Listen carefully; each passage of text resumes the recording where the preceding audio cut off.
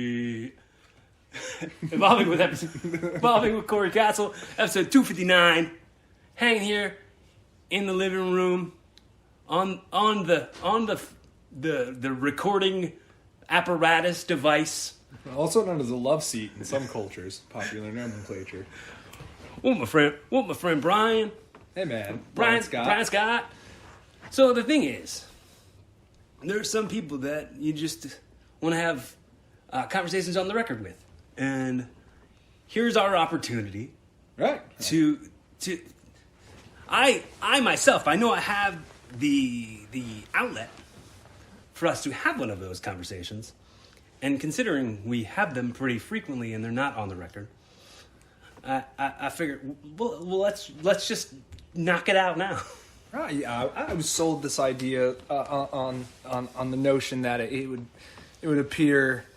appease me to have a version of my life down, concreted in history, share with my friend here, so I can always look back and see where I was and what I was thinking about. And that sounds nice, except where I was and what I was thinking about is fucking horrific. So, do you think when you look back on history, you wonder why you pronounced concreted? That's what you got out of that entire... That's what that was. That's how most of our talks go. Really serious thing, really serious feedback, followed by dad joke. Well, you see, I was eating some strumpets and I had some tea and What's then a I was strumpet? I don't even know. A crumpet? Yeah, right, a crumpet. Roll tape. Oh, is it rolling? Do you remember? I have no idea. Remember Ninja Turtles? The Ninja Turtles when Raphael was fighting Casey Jones in the park. Yeah. And it's like cricket. You got to know what a crumpet is to understand cricket. What's it? Dude, I was born in '88. That was like 5 minutes past my birthday, probably. Yeah. That was a nice little flex. I appreciate that. Well, in case anyone was ever wondering if I know every single word to the Teenage Mutant Ninja Turtles live-action 1990 movie. Yep. Yeah, so 5 minutes wasn't horribly out of range. I was right. But the amount of dad jokes you have is just staggering. In case you guys don't know this guy, it's one after the other, unprompted, to the point where I'm convinced you sit in your room with a notepad and just look at items and you're like, beer can beer. Can I beer can with a beer can? It's just like whatever it is that you do. It's so natural and crazy. Oh man, I should show you my notebook. You actually have a notebook? Uh-huh. Yeah, of course you do. Uh-huh. Of course I do. Oh, this stuff just gets trapped into my head and it comes out at my tables. Hey, welcome to Fridays. You guys want to buy some coke? Out, wrong job. Wrong, that's the other job. It's a joke, kids. These are jokes, kids. So, I would like to give you the opportunity to kind of speak on the record, if you can. Of course you can.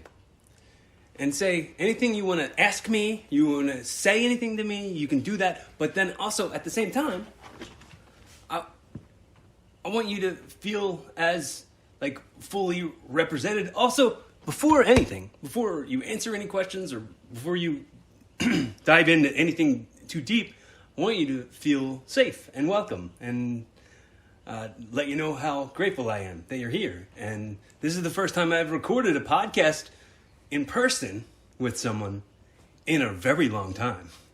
And I'm excited to do it, and I'm excited that you're here. Well, that's really awesome, actually, because we've been talking about this since we met, and honestly, like, I don't know very few male... I know very few male role models in my entire life. I'm 33 years old. I'm going to be 34. I stay away from those kind of guys because, you know, we live very different lives. We want a lot of the same things. We are starstruck by a lot of the same things. We have a lot of things in common when it comes to our inquisitive nature and human behavior, and we like to laugh and have fun, and we both measure the world in very different ways, and just when you say I want you to feel happy and safe, it's like, dude, do you even know that when I come around you, I'm just like, have I ever entered a room that you were in and you didn't see me just be like, yay, like you know, like, and like that's a hard effect to have on a guy like me. You know what I mean? I don't do bromances. I'm not like, I used to look at, I'd be like, you fucking cornballs, grow up, get a room, you know. But like, I'm like, now I'd be like, you, Corey, get a room. Like, shut up and stab you in the belly. Excuse me, I have to tell you, I take offense to cornballs. Is this a dad joke? Because I literally cannot. I just fucking cannot. Because, you know, you're using it in a derogatory way when I'm very proud of my cornballness. It's so hapless and so natural. I couldn't fault you. It is the most endearing thing about you, and the fact that it is just comes from a place of it comes from such a well-constructed place in a human being, of trial and tribulation and hard work and ups and downs, and it's just like to be at ease like that, to be able to have a ebb and flow where you can just, your brain is just free to soak that kind of shit in like that and just regurgitate it in positive ways. Like, my brain doesn't think of stuff like that. You know why? Because it's got other shit going on. But you, and so like, yeah, so a guy like me meets a guy like you, and I'm just like, you know what? This guy's got a winning formula in most aspects of his life, and then the ones that he doesn't, it's just adorable to watch. Like, it's the human experience, and you make it fun to be a part of. And so, like, yeah, I will be a part of 259, 359, 459 if I live that long. We'll see what's going on. You know what I mean? Pencil that in. But I do feel safe, and I feel happy, and I'm happy to call you friend. You know what's really cool is I haven't had a whole lot of friends who, in the short amount of time, I will just like say all the stuff I'm thinking. You know, like with another person, it's not as common as you'd think. Because it's like people have an image. People have the image of what they see, what I'm gonna be, without like really peeling back the layers. And I think you like peeled back the layers like day one with me. I understand what you mean. I have a lot of superficial relationships, especially with men. Mm-hmm. Insofar as, like, you know, all right, the people don't know. So I will tell, you know, I am a drug addict in recovery, and I assure you that means every single derogatory and destructive and outdated and expired behavior that has ever come with anything you could associate with that. Jails, institutions, death, overdoses, homelessness, the works, wherever that takes you, right? So, I mean,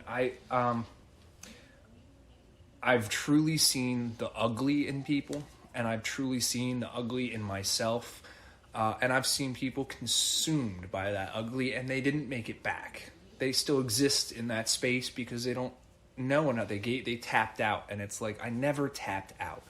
Do I still sometimes use horrific drugs recreationally? Yeah. I'm sick and suffering, and I'm attempting to heal, and it's like, I want to live the human existence. I'm well aware it comes with pain and shittiness, and I know that some people have some things that other people don't have. Live and let live. But, like, you, my friend, when I walk up to a person who is like you, it's a different sort of energy when you're... I just saw a title on the internet, a video, it was like, there is no such thing as a self-made man. You want to fucking bet, dude? Like, do you want to bet? Because I know a handful, and these guys are masters of their craft. And well, let me see if I can kind of justify that to you, and see if it makes any sense. The type of self-made man that I am is due to life dealing me the hands that it's dealt me. So the the OODA loop, as it's known, the observe, orient, decide, and act, tightened my OODA loop. And that was through being taught how to handle things by watching other people handle them wrong or right. Mm-hmm. So watching my friends make the bad decisions and watching some of them die or get hurt or any of that shit would kind of make me decide to be the version of me that I'd want to look up to. And that you never need to justify. I would take you on your worst day. I would take you in bad times. I would, and I would never wish you anything but peace of mind, and I wouldn't push you away. But when you say you watched your friends and you saw the examples of the negativity in other people, and of course sometimes in yourself, you're like, well, you know, I did this and I didn't like how that felt. I was that friend. Mm-hmm. There wasn't other friends like me around. Mm-hmm. I was that guy that everybody looked at and was like, God damn. Like, well, I also want to have the examples be how close I am with my family, how close I've been with my family. Like, growing up, having my sister be 1 year difference from me and my brother be 2 years difference from me, we have built-in best friends. So knowing how to compassionately love people unconditionally, and the closeness that we had, and then when my little sister was born, my dad left again. It was just me, my two sisters, it was me, my two sisters, my mom, and my brother. So we were a fist. We were a fist, and that fist showed me strength. Showed me how to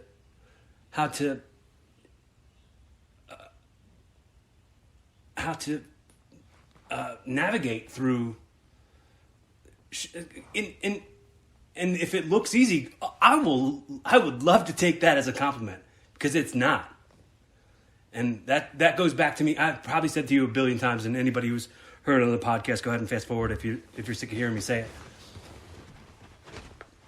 In the bookstores, there's $1 billion industry and a whole section of books called the self-help section. And there's no section in the bookstore called the self-fix section, because that doesn't exist. The self-help is work that you have to continue to do. Mm-hmm. There's no magic wand. So it's a struggle as hell. And that's, you know, the kind of the burden of social media right now, because you constantly compare yourself to other people's lives. And you're like, oh man, I must be the worst. And then there's the new special on HBO Max. The guy's name is Drew Michael, and he talks about Instagram. You sent me this, and I have tried to watch it, and I'm sorry to, I'm just. I know what you mean.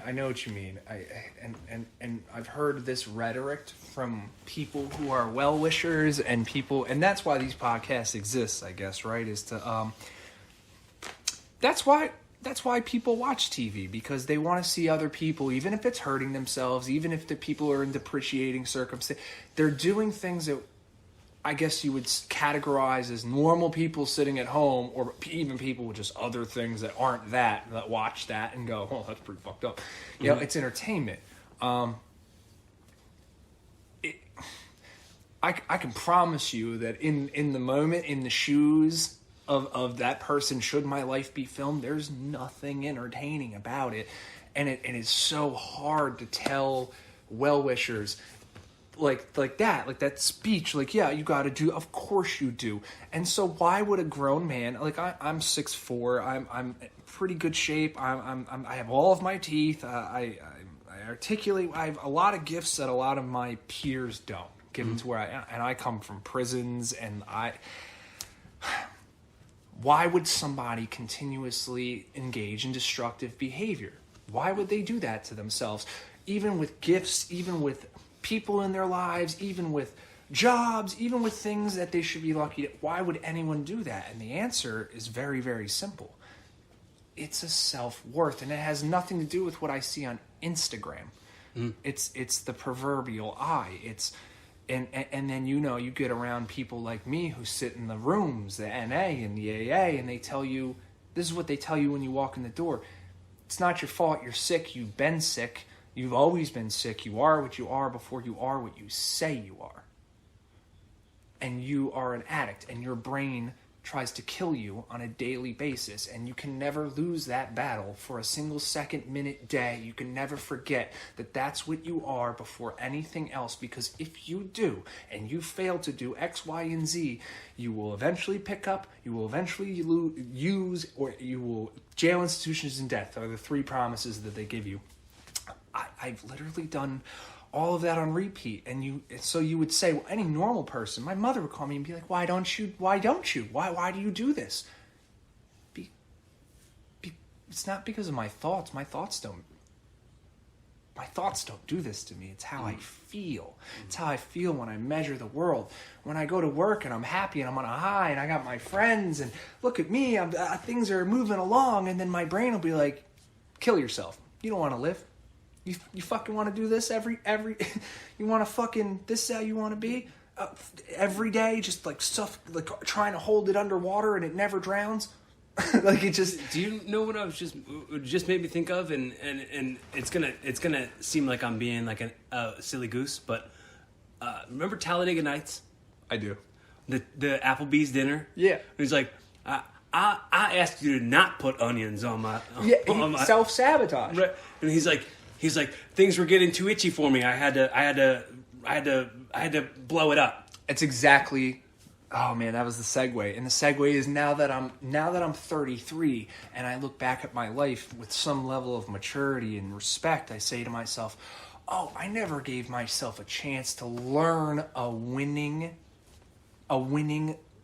language, love language with myself. I've never enacted or practiced or any kind of, there's no successful language I associate with myself. I don't really have it in any areas. I never gave myself the chance, and I suffered those consequences. And now that I'm 33, it's like, well, dude, you need to learn. You got to find male role models. You got to get involved. You got to buy into something. You have to. You're here. You're not dead. You can't do that. You've tried. Life equity. You have life equity, so it's like it becomes a choice, and it's not. And I can promise you, at 21, if you had a gun to my head and asked me to say any kind of this to you, I'd be like, I don't fucking know. Everything just sucks. Like pull the trigger. And that's the difference now. It's like, all right, I have this thing, and basically I just have I have a lust for life and a brain that wants to kill me, and sometimes the brain wins, and luckily I haven't died. But then, I got guys like you in my life, and I'm really like, you know what, life isn't really that bad. These guys like me. They say nice things to me, even when I feel horrible and I'm at work and I got a smile on and I'm talking to these tables and we're making money and high-fiving and this is great. My brain's still like, you want to suffer till you're 50? This is what you want to do every day for the rest of your life? You've had 33 years of hell. Never not had hell. That's tiring. But then I'm like, you know what? If I can have a life like these guys, with these guys, and help other people, and look at this outlet you have. This is an amazing thing that you've done. And it's like, now other people are going to hear this, and they're going to be like, who the fuck is this guy? And the only reason this exists is because I work at Fridays, and you lived your entire life the way you have up until now. That's it. That's literally the only. I've never known anybody who does shit like this. Why? Because I don't know winners. My phone's a collection of fucking pure D, grade A meat whistlery. Okay, like no, there's fucking nothing going on there. You know what's funny? I have a bit that I was trying to write about dying and someone discovering all the weird notes for bits in my phone and being like trying to figure out what the heck was going on in my life. Like, oh, what is this bit? What is he talking about? Like, because the same way I have notebooks, I have notes like that's in my phone. Like, just a stupid one. Me and a girlfriend were both like my feeling fell out, and her throat was sore or something. And neither one of us were going down on each other because my tooth was messed up and I didn't want to get my cavity stuff in her cavity. And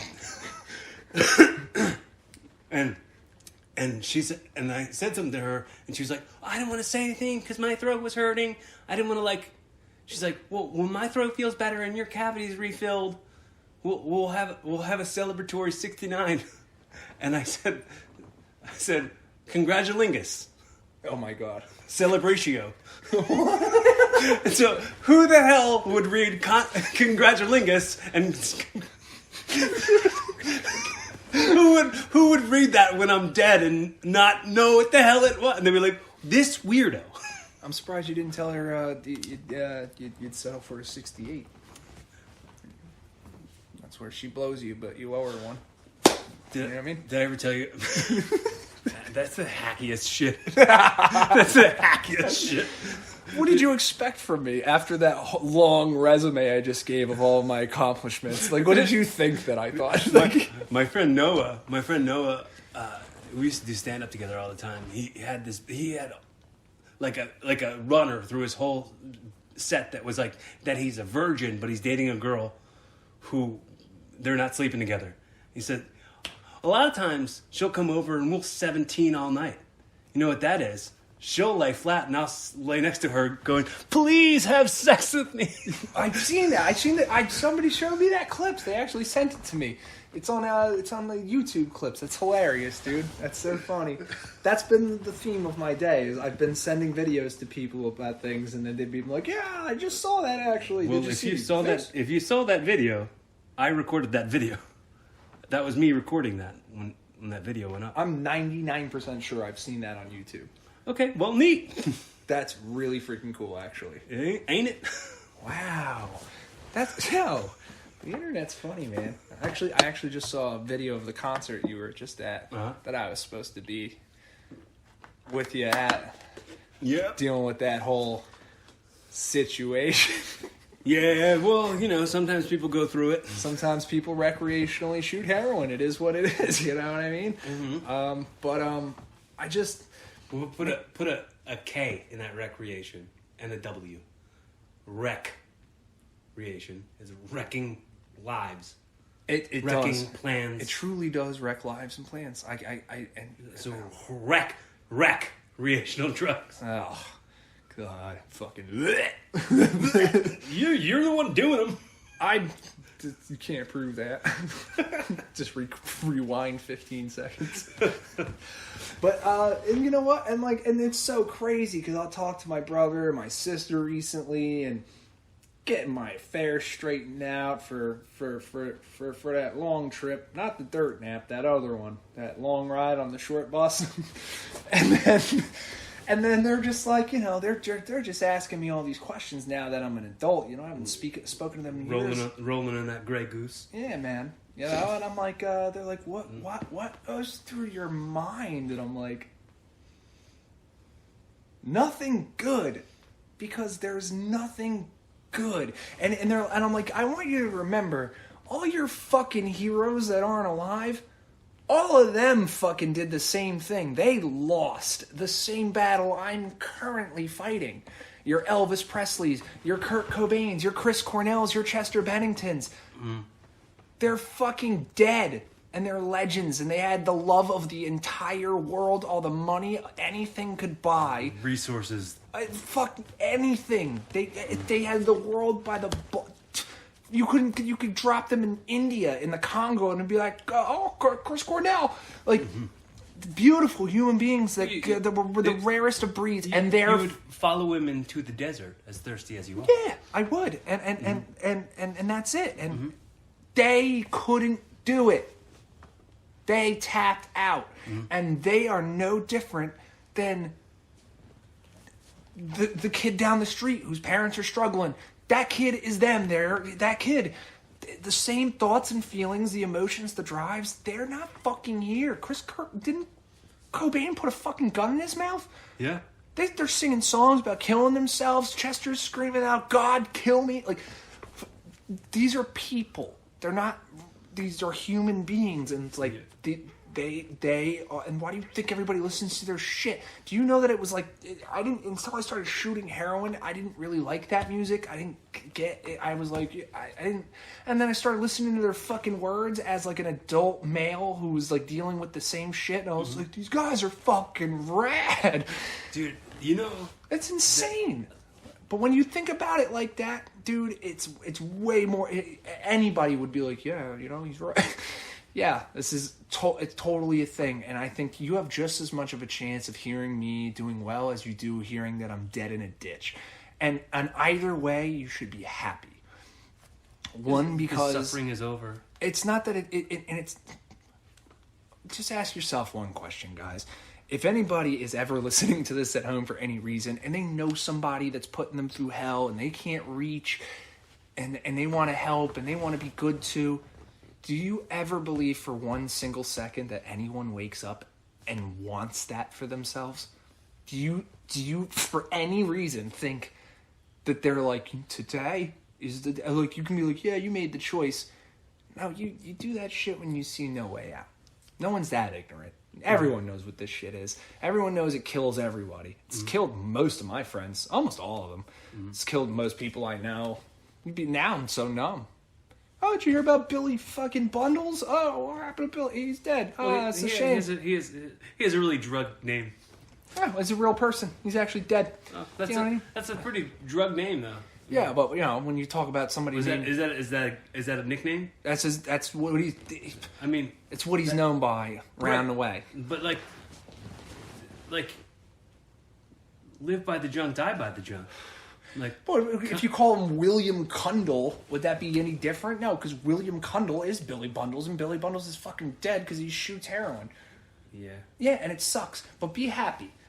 Be sad because it's tragic, but be happy. One, because you have no fucking clue how long that individual's life is when every minute of every day is spent feeling like you don't belong here, you don't do anything right, you're too much of a person to get in line, to get involved, to be involved, to stay involved, to invest. You don't have a success language. It's not a failing on your parents' part. It's a self-identification.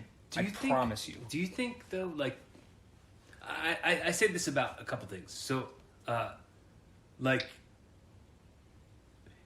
if you go into NA and AA and they tell you this is your thing, this is your disease, this is gonna happen. Like, you are what you are before you say it.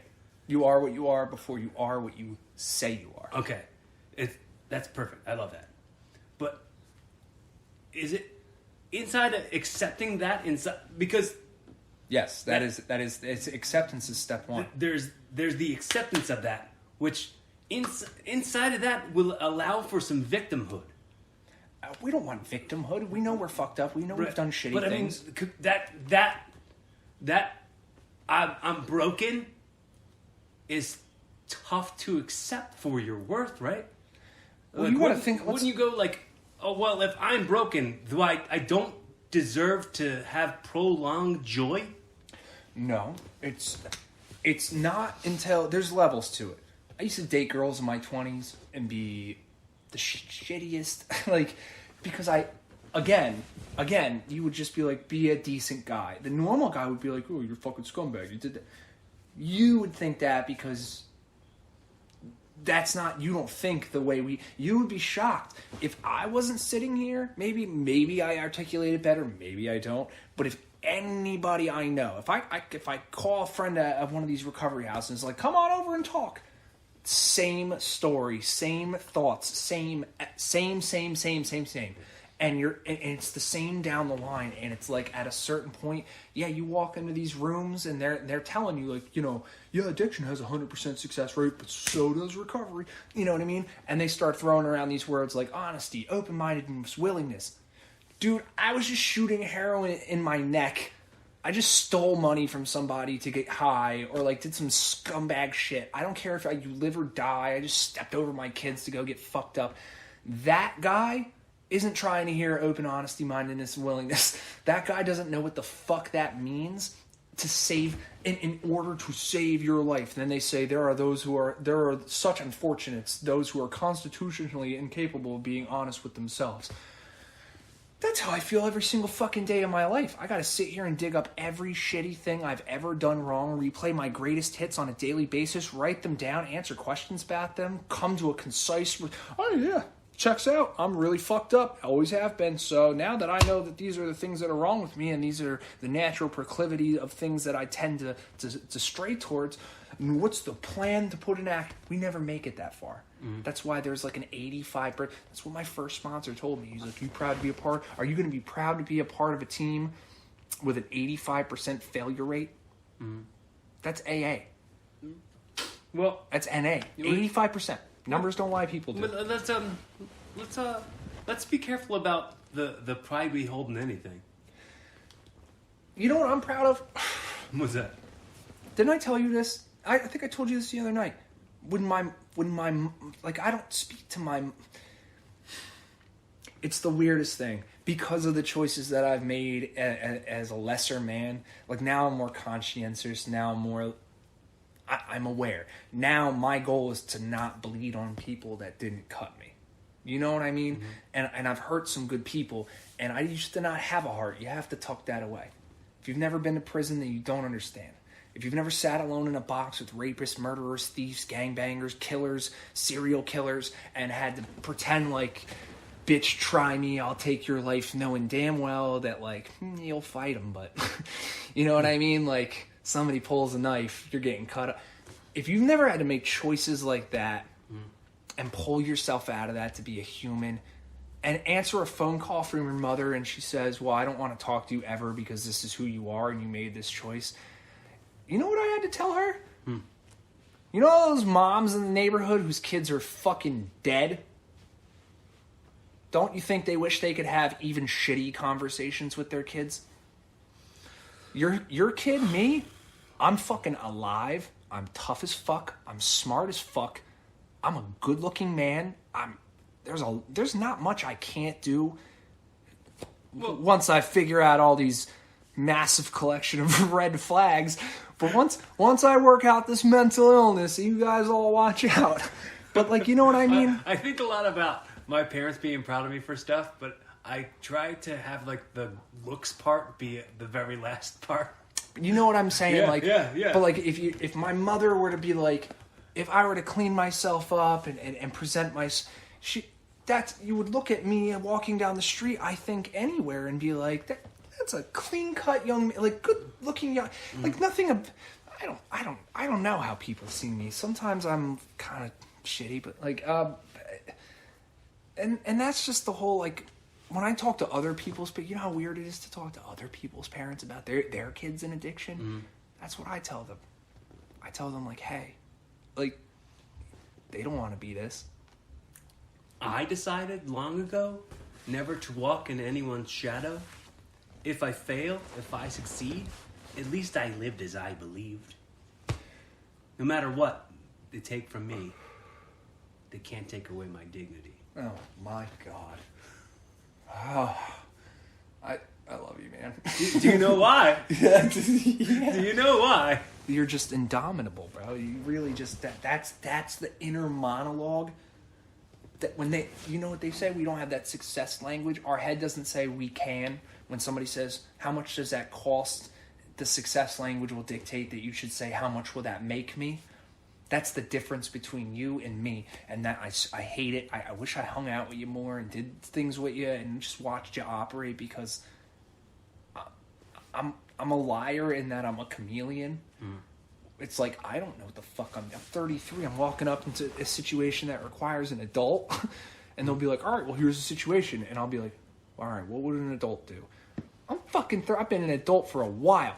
And I'll be like, but you, it's just different because you have the mindset and always have had a success language. And it's been reliable and it's paid off and it's never really kind of let you down. I don't really see an area of your life where your success language, I haven't been around for a while, but like it seems that when you speak, it's from the diaphragm. It seems that when you act, it's enshrined in your code. Like you are a very dignified human being, and if you died tomorrow, no one would be like, scumbag. Everyone would be like, what a great loss to humanity, what a phenomenal human being and a friend. If I died, they'd be like, that motherfucker owed me $30, like, or some shit. I don't know. Like, there would be very different feelings. Same venue, very different thoughts. And that is why I wish I can siphon from you and learn, because I'm a chameleon. I might not ever be true to these morals and values you have, but I can mimic them. A couple things I want to say before I forget. So, if you're about to be really humble, when you were talking about success language, when you were talking about like a role model, when you were talking about a man, for a very, very long time, I can't even tell you how recent it was, but up until a very recent time, I wouldn't refer to myself as a man, because men make me uncomfortable. Men have a tendency to make people uncomfortable, and with me, I grew up in a house without a man. So anytime I've ever met any girlfriends, dads, or anything, there's always been a level of uncomfortability. So like I disassociated with me being a man. Of course, I always thought of it like I was a guy and I was a dude, but like to take pride in the being a man thing. Like when somebody calls you Mr. Goins, does that make you weird? Yeah, I mean, someone called me sir today. That's normal. Yeah, but I feel like Mr. That doesn't happen to me very often. Like Mr. Goins was my great grandfather. Like, yeah, it was like. So I think any title is better than State of Pennsylvania versus. Mm-hmm. Okay, but I'm accepting that man shit now. Like I didn't for a really long time, but I'm like, fuck yeah, I got calluses on these hands. I earn these. That's some man shit. I don't think that way. And like when I look at people going gray and like being upset about it and like covering it up, I'm like, you earn that shit. You be proud of that shit. Yeah. You live on a planet where everything kills you and you manage to live life. Right. Like, and usually the longer you've been doing something, the better at it you are. And life, you're better at life than a good. There's more dead people than there are people. Yeah. There's literally a show called, remember that show, 1,000 Ways to Die? Mm-hmm. You would die crossing the street. Fucking, my great grandmother died eating a piece of steak. Mm-hmm. A piece of fucking steak. How do you live to like, I forget, was she like 94 and you die from steak? The sun kills you. The water kills you. Milk kills you. Too much of this kills you. Crossing the street. Spiders. Fucking rogue animals. Waves. Anything fucking kills you. Anything. And you made it till however long, you're a fucking miracle. The fact that your lineage is here at all. You've survived war, famine, cold, tornadoes, ice ages, saber-toothed tigers. Bitch, your family... like... COVID-19, sit the fuck down. All right? Like, it's going to work itself out. You know what? The fact that you're here and mildly, like, shooting heroin sometimes, you're pretty fucking lucky. Mm-hmm. And I wish that my brain told me that on a daily basis. But the difference is, in terms of the confidence to achieve a task with reasonable amount of effort shown, is the difference between you and me. For instance, somebody can be like, here's this challenging task. And I might not even think about doing it. Or I might think about doing it for the reasons that are different than you. One, I might do it because, well, it depends on who's watching. You're going to do it because you might say to yourself, well, I don't know if I can, but I'm going to go find out. And the reason you'll have that confidence is because you have a list of things that you've undertaken that were difficult, that you were guided through, or you worked through on your own. And you've seen success after success after success, and you've grown upon that brand. That's what gives people the confidence to do anything. You want to know what gives me that confidence? You want to see the coolest person I become? 4.5 seconds after I shoot heroin. And if I don't die, I'm the best person ever for like roughly 3 hours. Where I'm just impervious, and I'm just like super kind and conscientious, and I'm really energetic and hardworking, and I'm pumped up, and I'm happy for everyone else, and I'm truly like weeping inside for how beautiful everybody is, knowing that I am a total scumbag. But like, that is the best person that I become, and that's not because I have any accomplishments. I've never done anything worth doing. Nothing. Is is there like a comfort in that escape? No, it's not. Like, I'm at an age where women are women. Mm-hmm. Okay, thank God they love red flags. All right, like these women, beautiful girls. They're just like, I don't want, I don't want Jimmy because Jimmy is an accountant and fuck that. Like, she will cheat on Jimmy with me because I'm dope as fuck or whatever she thinks. Mm-hmm. But like, I'm just. Well, you're funny and you're confident and you're smart. I'm not confident. It's a red flag. Give me a reason why I should be confident. Go. I'll wait forever. You just said I'm alive. I'm good looking. You just said all of it. Congratulations! I've survived my life. That should be more than a bare minimum requirement for a human being. Is that you've survived your life. It's an impressive feat given what you're up against. However, there's more to just surviving your life. Now, when I have I've got kids that I'm not in their lives because of the choices that their parents made. And so I'm a dad. And this is very common for men in addiction. It took me a long time to get help for that because I was so ashamed of it. And I was like, I will do better than my father. But I was too sick to know how to accept help or take help. It's ridiculous. The whole thing is fucking ridiculous. One of the points that I was trying to make that I wanted to say was I was talking about the I'm broke, like just accepting that I'm broke, I'm broken, something's wrong with me. I'm only going to make the wrong decisions and affect my own self. Like there is something called the subconscious mind, and you've spoken it so much into your subconscious mind that you're attracting breaking shit. I used to not think that. People used to tell me what you just told me, and I used to say, fuck you, I'll show you. I don't break everything I touch. It was just because of this. It was just because of this. It was just because of this. The ego. That's some bullshit ego. Like, I'm not broken. I'm just, this was just a shitty... I was just telling you about this about me before we started recording. And I said, I rebel against you trying to fix me. Stop trying to fix me. Right. I exactly relate. But in the fact, not in a destructive way like that, but in a destructive light. You know what I mean? Like it's diet destructive. You're right. It's the Coke Zero of. If I could tell parents anything, I think this was like the way you talk about Mama Castle and your family. I'm just like, that's not mine. First of all, you want to know what really turned on my conscience? I hurt my family plenty. Mm-hmm. I hurt strangers I didn't really know or care about. Mm-hmm. But I also never knew parents that weren't disappointed in their kids. Why? Mm-hmm. Because I'm me and I hang out with other people like me, and other people like me are also disappointing, and therefore their parents are probably disappointed in them. Right? So like parents are supposed to be disappointed in you, in my view. Like I didn't care if they were, because none of my friends' parents and we all just kind of carried on and did whatever.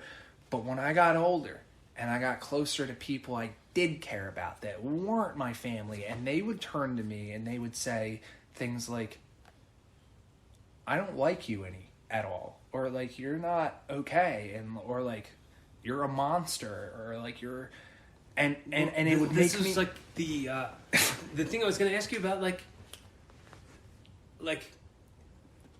do you get desensitized to the moral compromise as an addict? No, I mean, like I said, after a point, there's levels, and yeah, of course you do. Like, so you're alive, if you can't die. You're not dead. You're too much of a. I promise you, if you're an addict and you're alive, you want to live. Mm-hmm. Nobody wants to die when they use. If they want to die when they use, you'll know it's very much on purpose. A lot of people just go to get high and end up dying. Mm-hmm. Isn't it true? Like if somebody ODs on your stamp, then you sell out, like everybody wants to buy your bag. Yep, 100%. Then how is it that nobody wants to die? They just because that's not the addict brain. The addict. All right, I'll give you an example. Just want to get high enough they could die, but in Ocean County back in 2012, there was a bag called Bud Light, and the police, a few people had died from it. So the police took to Facebook and put it on there and said, "Don't get this bag, heroin users. This stamp is killing people." And then certain users will be like, well, don't just tell us about the bag. Tell us about where would we go to look for it so we know to stay away from that particular area. And the addict brain says, they're using it wrong. They did too much, or like what? No, what they didn't know at the time was that fentanyl was coming around. Oh, dude, I was dating this girl, and like I was on a road trip with her and her sister, and her sister was talking about like road music, and I was like, oh, I got this mix with like all these like acoustic rock jams. Like these are awesome. I love it. Let's do it. And she's like, I hate acoustic rock.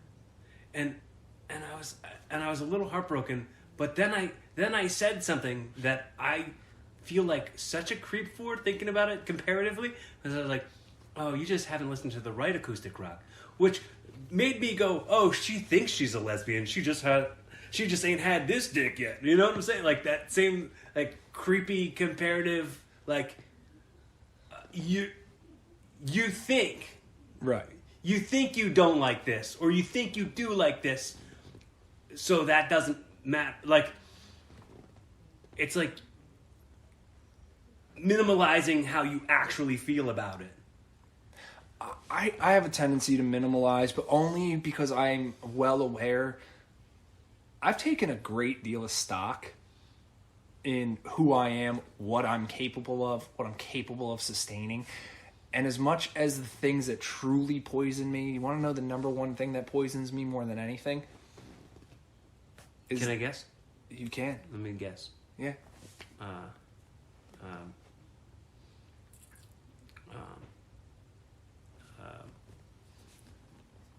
Gas.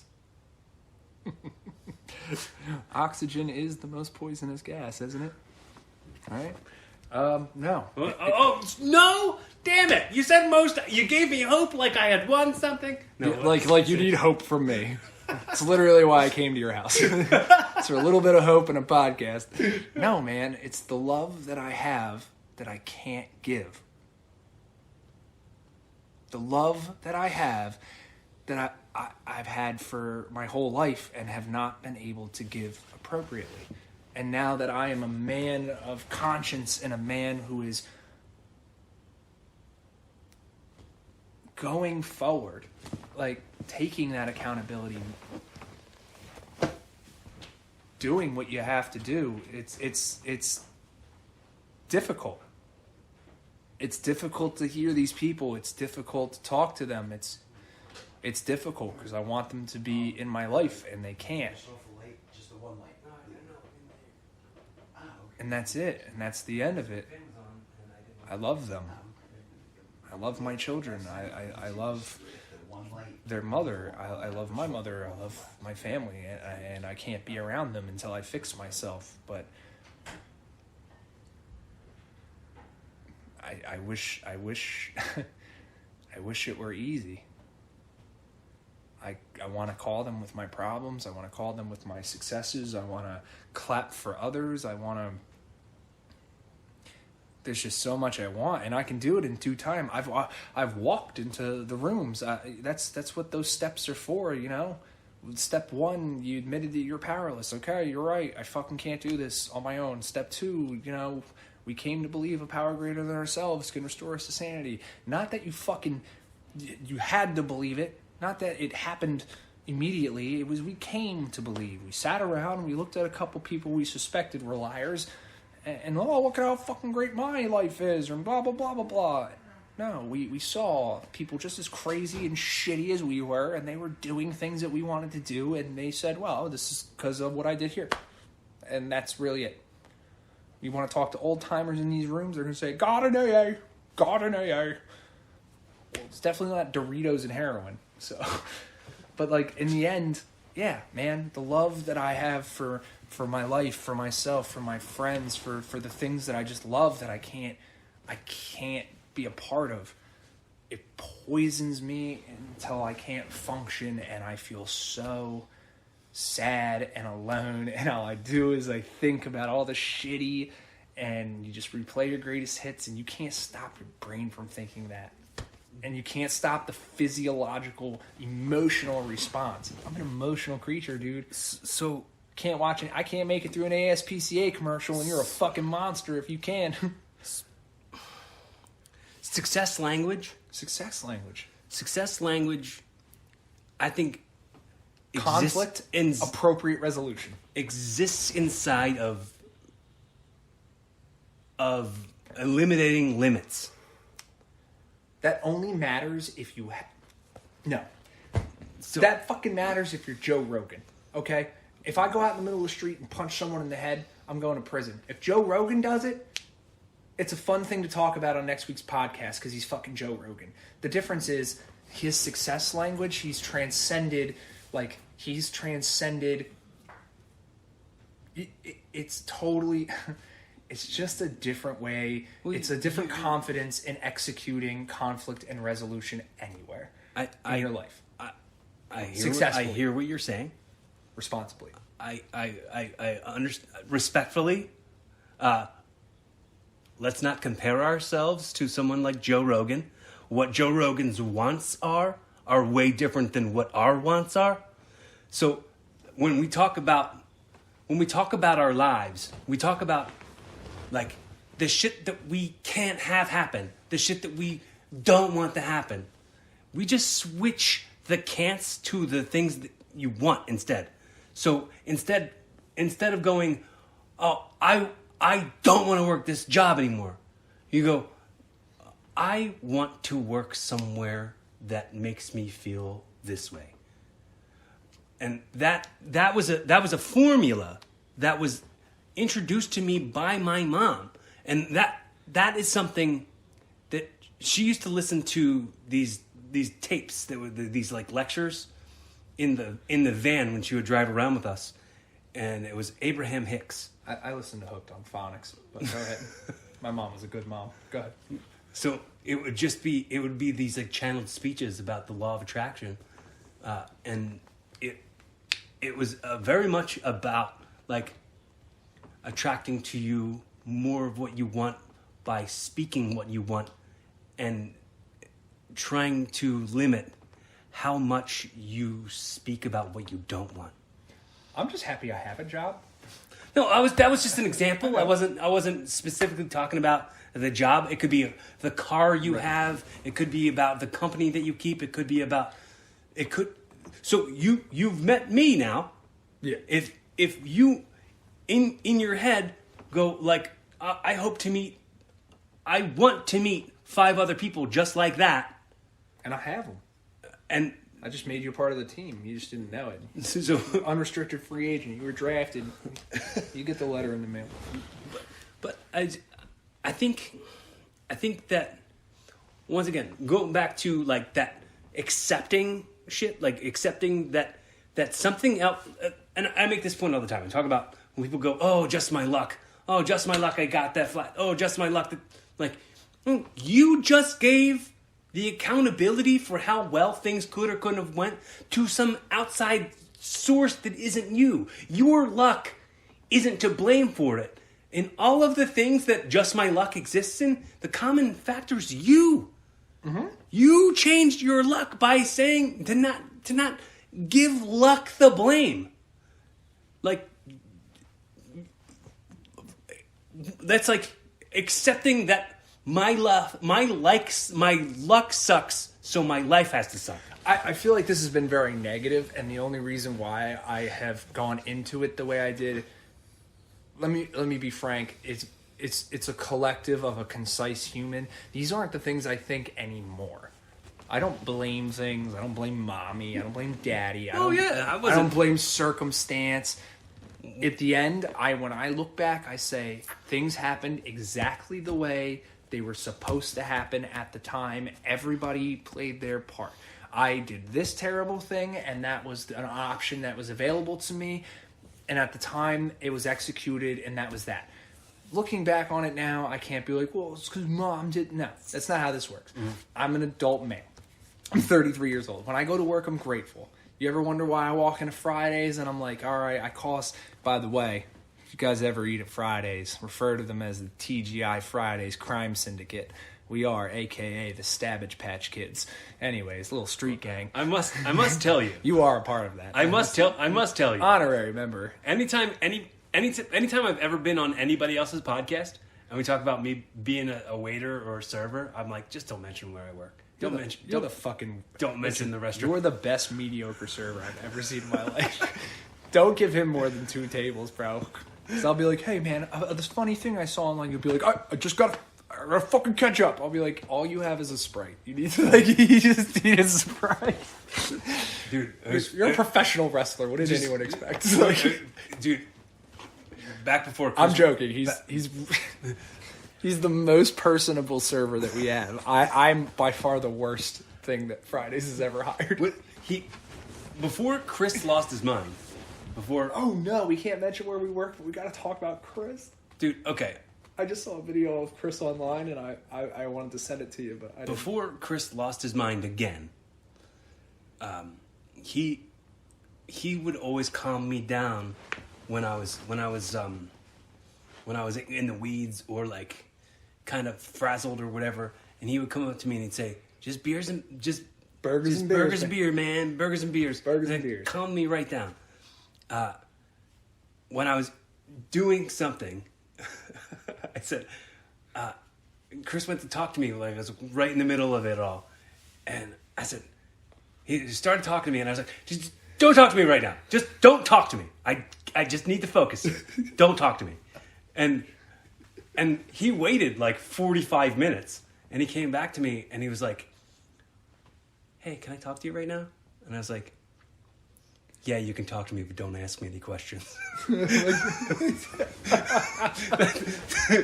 It's so accurate. It's so bad. You really can, like, it doesn't take much. Like, it just, you get into a ring with a 300-pound Eddie Valentine and get thrown around, but somebody asks you for a cherry Sprite, and that's it. All bets are off. I gotta get the fucking straw. Too much ice. Where's my goddamn wings? Like, don't talk to me, Celia. Like, that's what I mean. But look, I'm grateful to have an employer. I'm grateful to have friends. I'm grateful to have I'm grateful to have these conversations and talk about this shit. And if somebody ever found out who I really was and like reached out and they're like, "Hey, you're a fucking moron. You sound like a victim." Blah blah blah. Like, nah, dude. I'm just trying to figure it out. I want the same things that fucking Greg and Jenny across the street have. A How'd mortgage. You know their name? Did I guess right? That's the people across the street. That's nuts. How'd you do that? Are you fucking serious? How'd you do that? What do you mean? That was a total fucking guess. Oh, I totally made it up. Get the fuck out of here. That's not their name. You were so stoked and your teeth got all dry. You're like, what? How do you know my teeth got dry? Why are you looking at my teeth? Because I watched you. Turned into Fire Marshal Bill. I want a mortgage. I want to come home and turn the key into a house. I want to have a shitty car. I want to complain about normal shit. I want to be like, I have a mortgage and the boss is really riding me. Like, I think my wife's fucking the mailman, or like, whatever, normal shit. I want normal problems. I want to figure this out and be a good human. I just want people to be like, that Brian, he's all right. That's fine. If I get like 7 out of 10 people I know to be like, he's fine. Yeah. I'm great. That's better than any review I've ever got. It's always 11%. No stars. Fuck you. Butter me Walter Buffalo. No questions. Like, you remember Bill Burr did a thing. He's like, you don't want to die as the asshole. He's like, you don't want to die at the asshole. Then no one knows what to say at your funeral. They're like, always paid his bills on time. Yeah. He's like, always ironed his shirts. He's a bill-paying son of a bitch. You gave that guy a bill, he paid it. You gave that guy a bill, he paid it.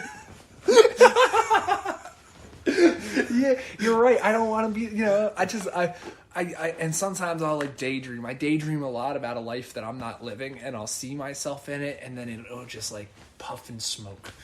And I'll be like, not yet. Let me give you a little idea about something. Maybe you didn't know this. So my father was a lot like me. And I think a lot of my life, I just didn't know that because I didn't know him. So I was adopted by a blonde-haired, blue-eyed man from Texas in the military, from a very Texas and Oklahoma family.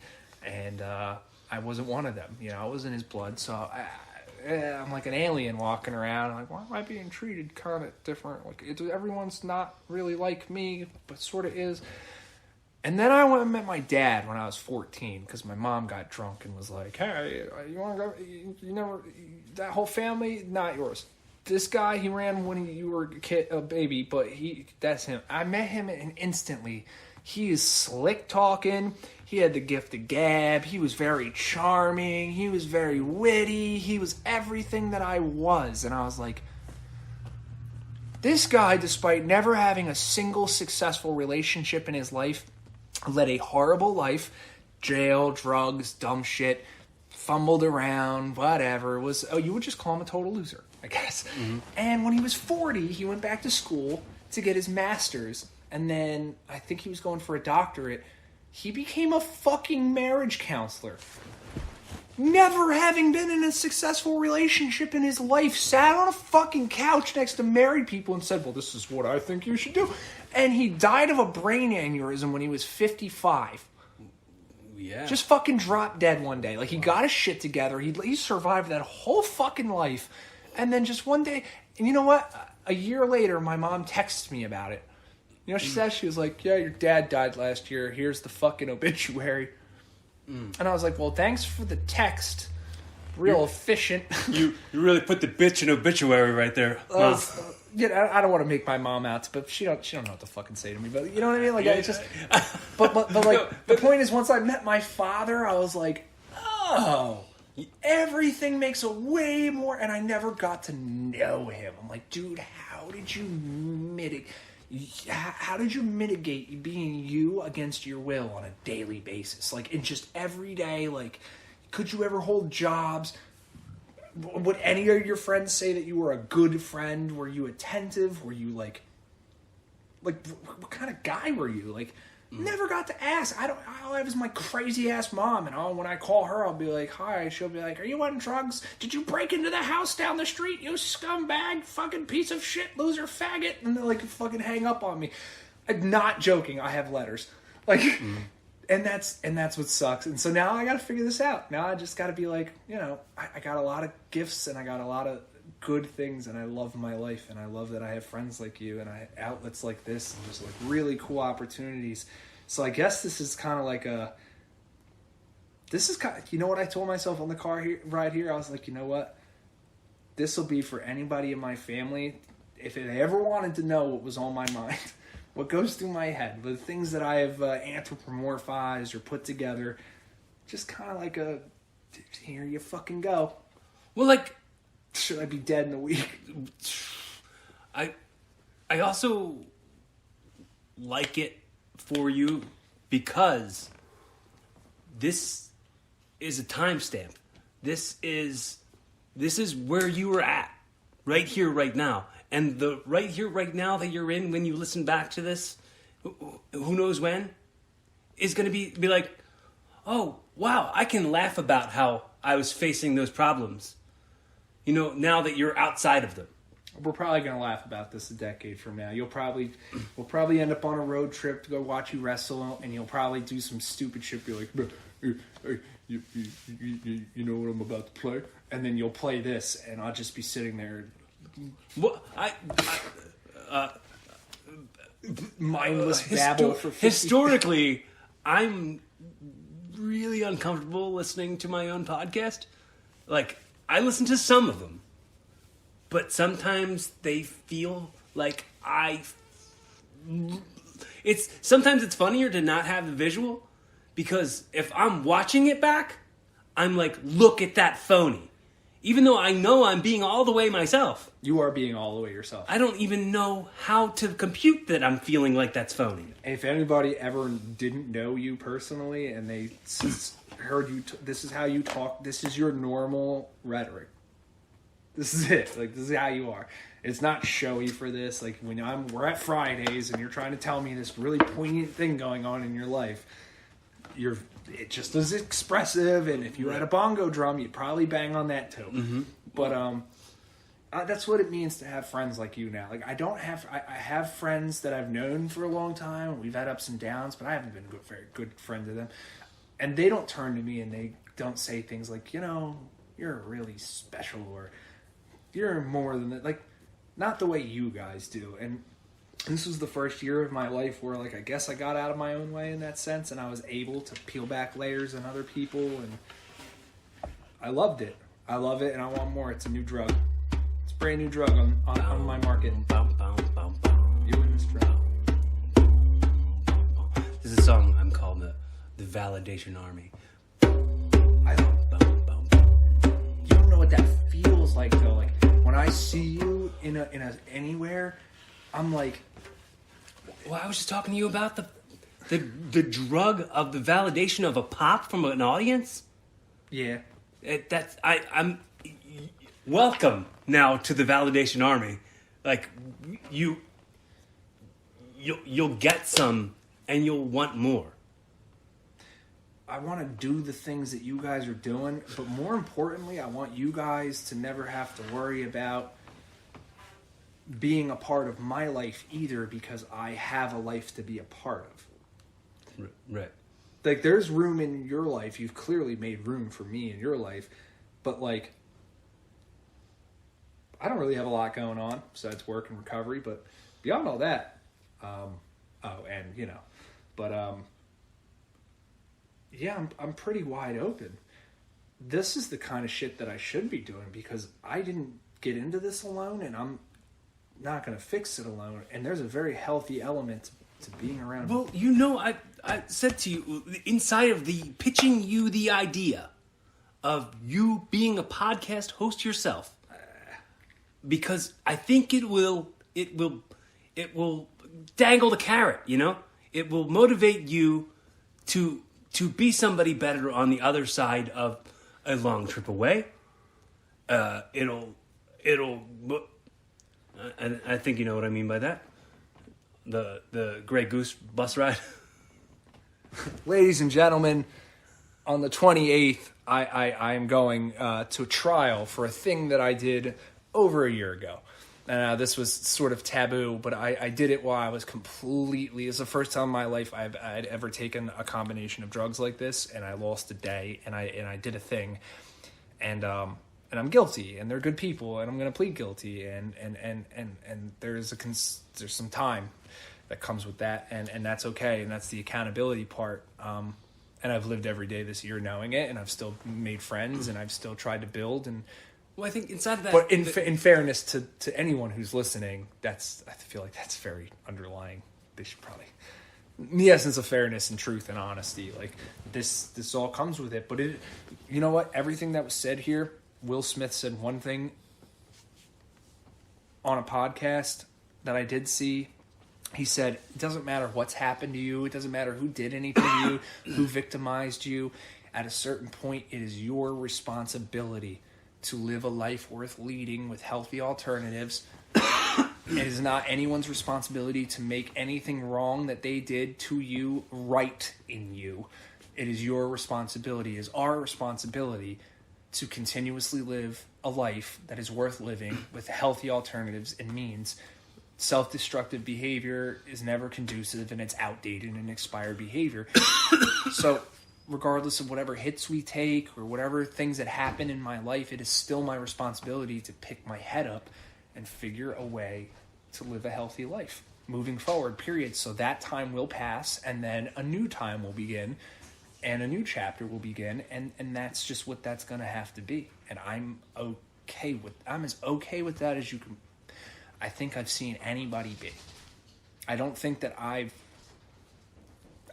anything that I've done about it would surprise anybody, but I don't think that anybody would be like, I'm shocked. Like, I believe it in my heart. It is still my responsibility to look at the future and say, I believe I can exist there too in a better off condition than I think I'm going to be in. Mm-hmm. And plan for that. Because I'm an adult and I have to take acceptance and responsibility for my life, man. I'm this person now.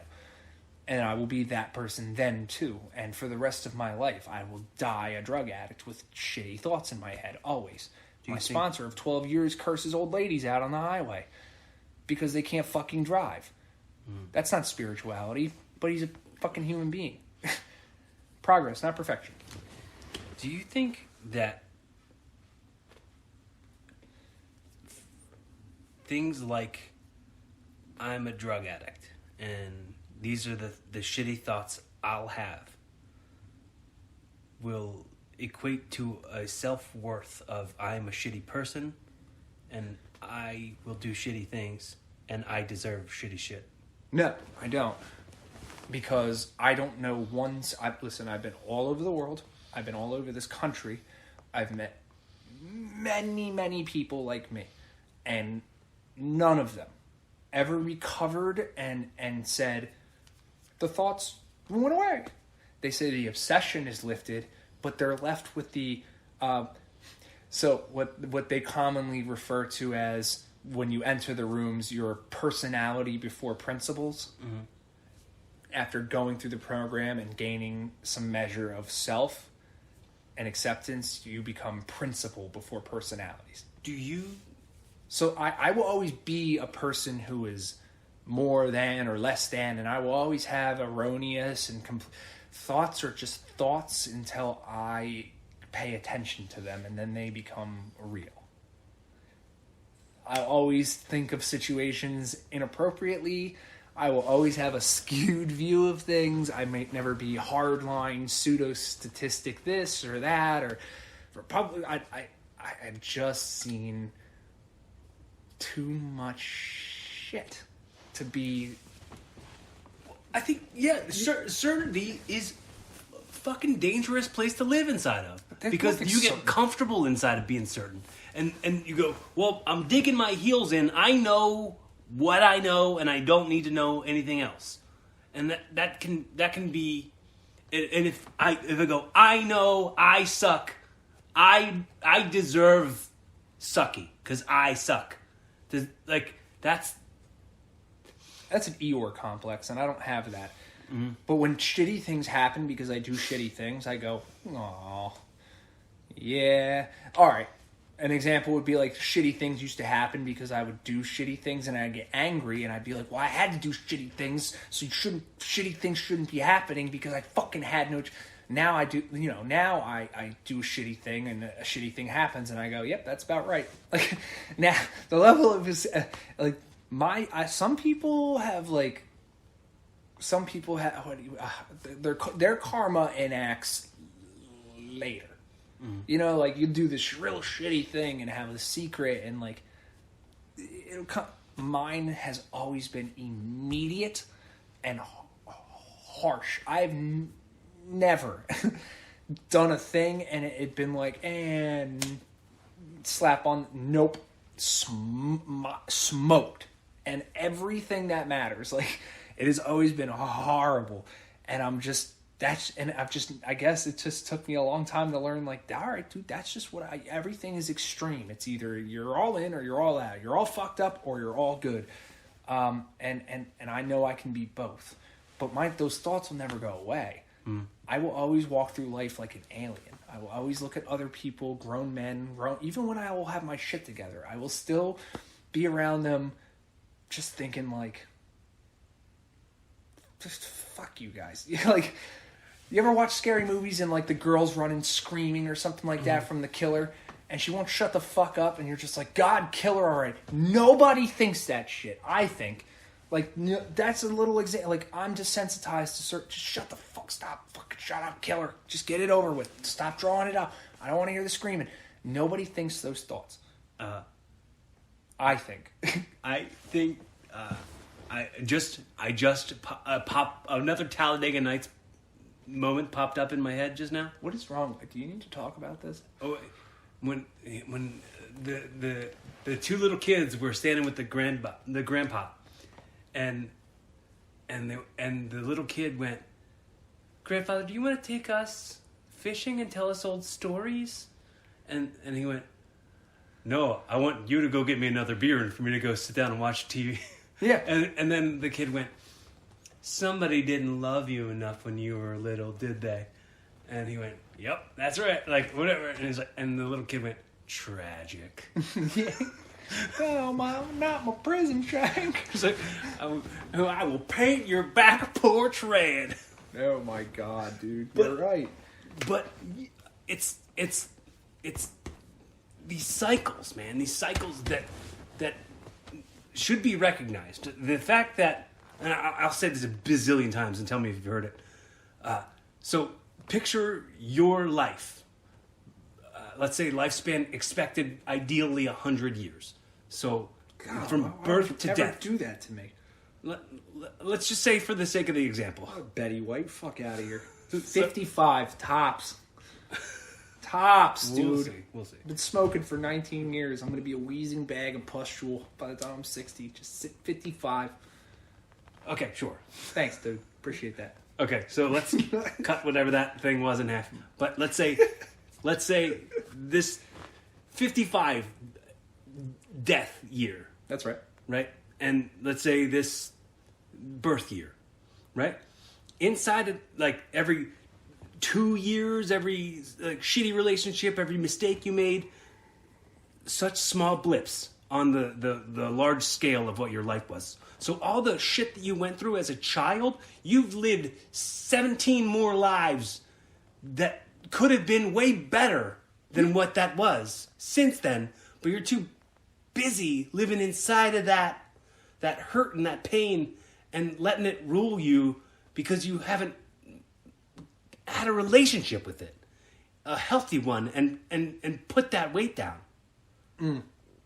Yeah, you're right. You're right. That was a fact for a long time.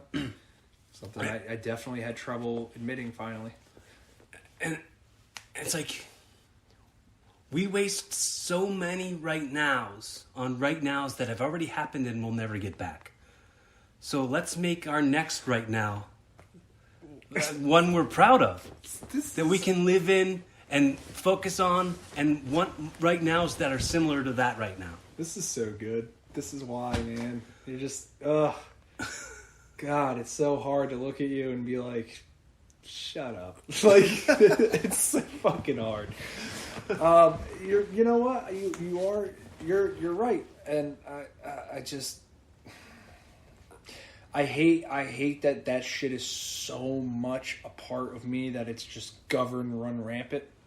You know what I mean? Like, I wish that shitty shit wasn't so prevalent, and sometimes I win those battles and I get proud of myself. But that's the difference now. I never used to notice I won those battles.